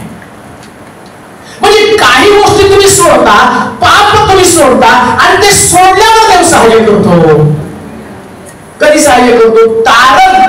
तारणाच्या दिवशी सहाय्य करतो. म्हणजे जोपर्यंत सोडण्याची प्रोसेस नाही तोपर्यंत सहाय्याची प्रोसेस नाही. सोडल्याशिवाय कसं सहाय्य करणार ते? आम्हाला सोडा बरं. उदया पुत्रानं डुकरं सोडली, बापाने त्याचं सहाय्य केलं, बापाने त्याला मुलगा म्हणून स्वीकारला. तर त्यांनी जर एखादं म्हणलं असतं, बाबा मी आलो पाहुणे आणली,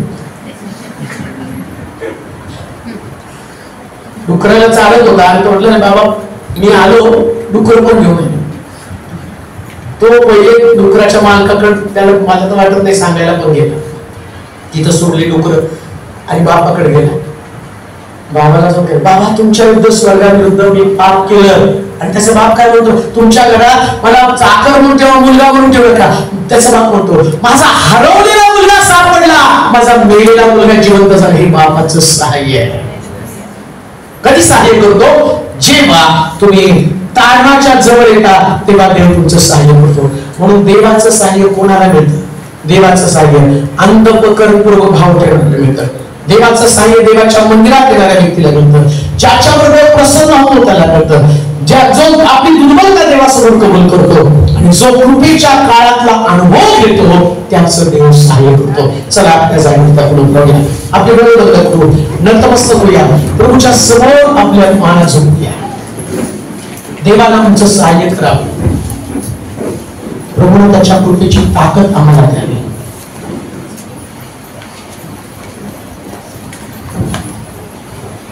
आज आम्ही पण देवाकडे आमचं सहाय्य मागणार आहोत.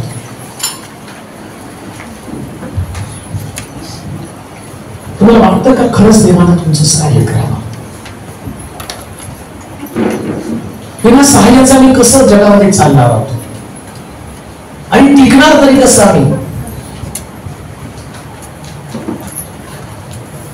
टिकण्याच्या अनुभवासाठी मला देवासमोर नम्र होणं गरजेचं आहे. दृष्टी देवाकडे लावा, दृष्टी देवाकडे लावा.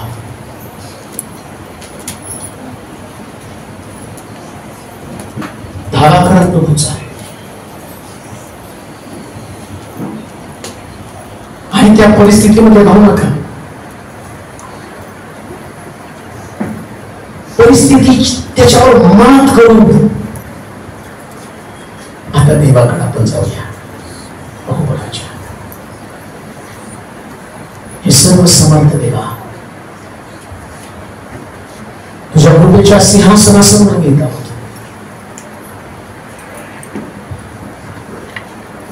आमचे विचार, आमचं मन तू पारखणारा देव.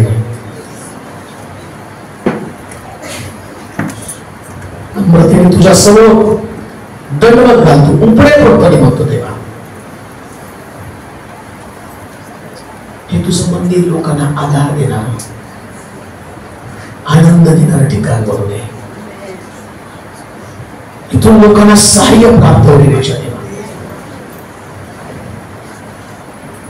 लोक रडत मंदिरात येऊ दे, पण जाताना आनंद घेऊन जाऊ दे, आनंद घेऊन जाऊ दे. मंडळी आनंद वाटणारी मंडळी असू दे. तुझा अनुग्रह राहू दे, तुझी कृपा राहू दे. प्रभूची आमचा उद्धार कर. एकदा पश्चाताप केला, बाप्तिस्मा घेतला, तेव्हा आमचं तारण झालं. परंतु रोज आम्हाला तारणाची गरज आहे. तसं शिष्यांचे तो पाय धुतले, पेत्र म्हणतो पाय धुवू नका, पण तू म्हटला ज्याला पाय धुण्याच्या अनुभवामध्ये नाही तो माझ्या जवळ कधी असणार नाही. आज आम्ही तशाच अवस्थेमध्ये तुझ्या समोर येत आहोत. शिष्यत्व स्वीकारलं, परंतु पाय धुण्याच्या अनुभवापासून आम्ही वंचित आहोत. आणि स्वर्ग ही आमच्यासाठी कल्पना नाही, ते वास्तव असण्यासाठी तुला पसंत पडणारं जीवन आम्हाला दे माझ्या देवा. काही वैभव, काही कमतरता आमच्यामध्ये नक्कीच आहे.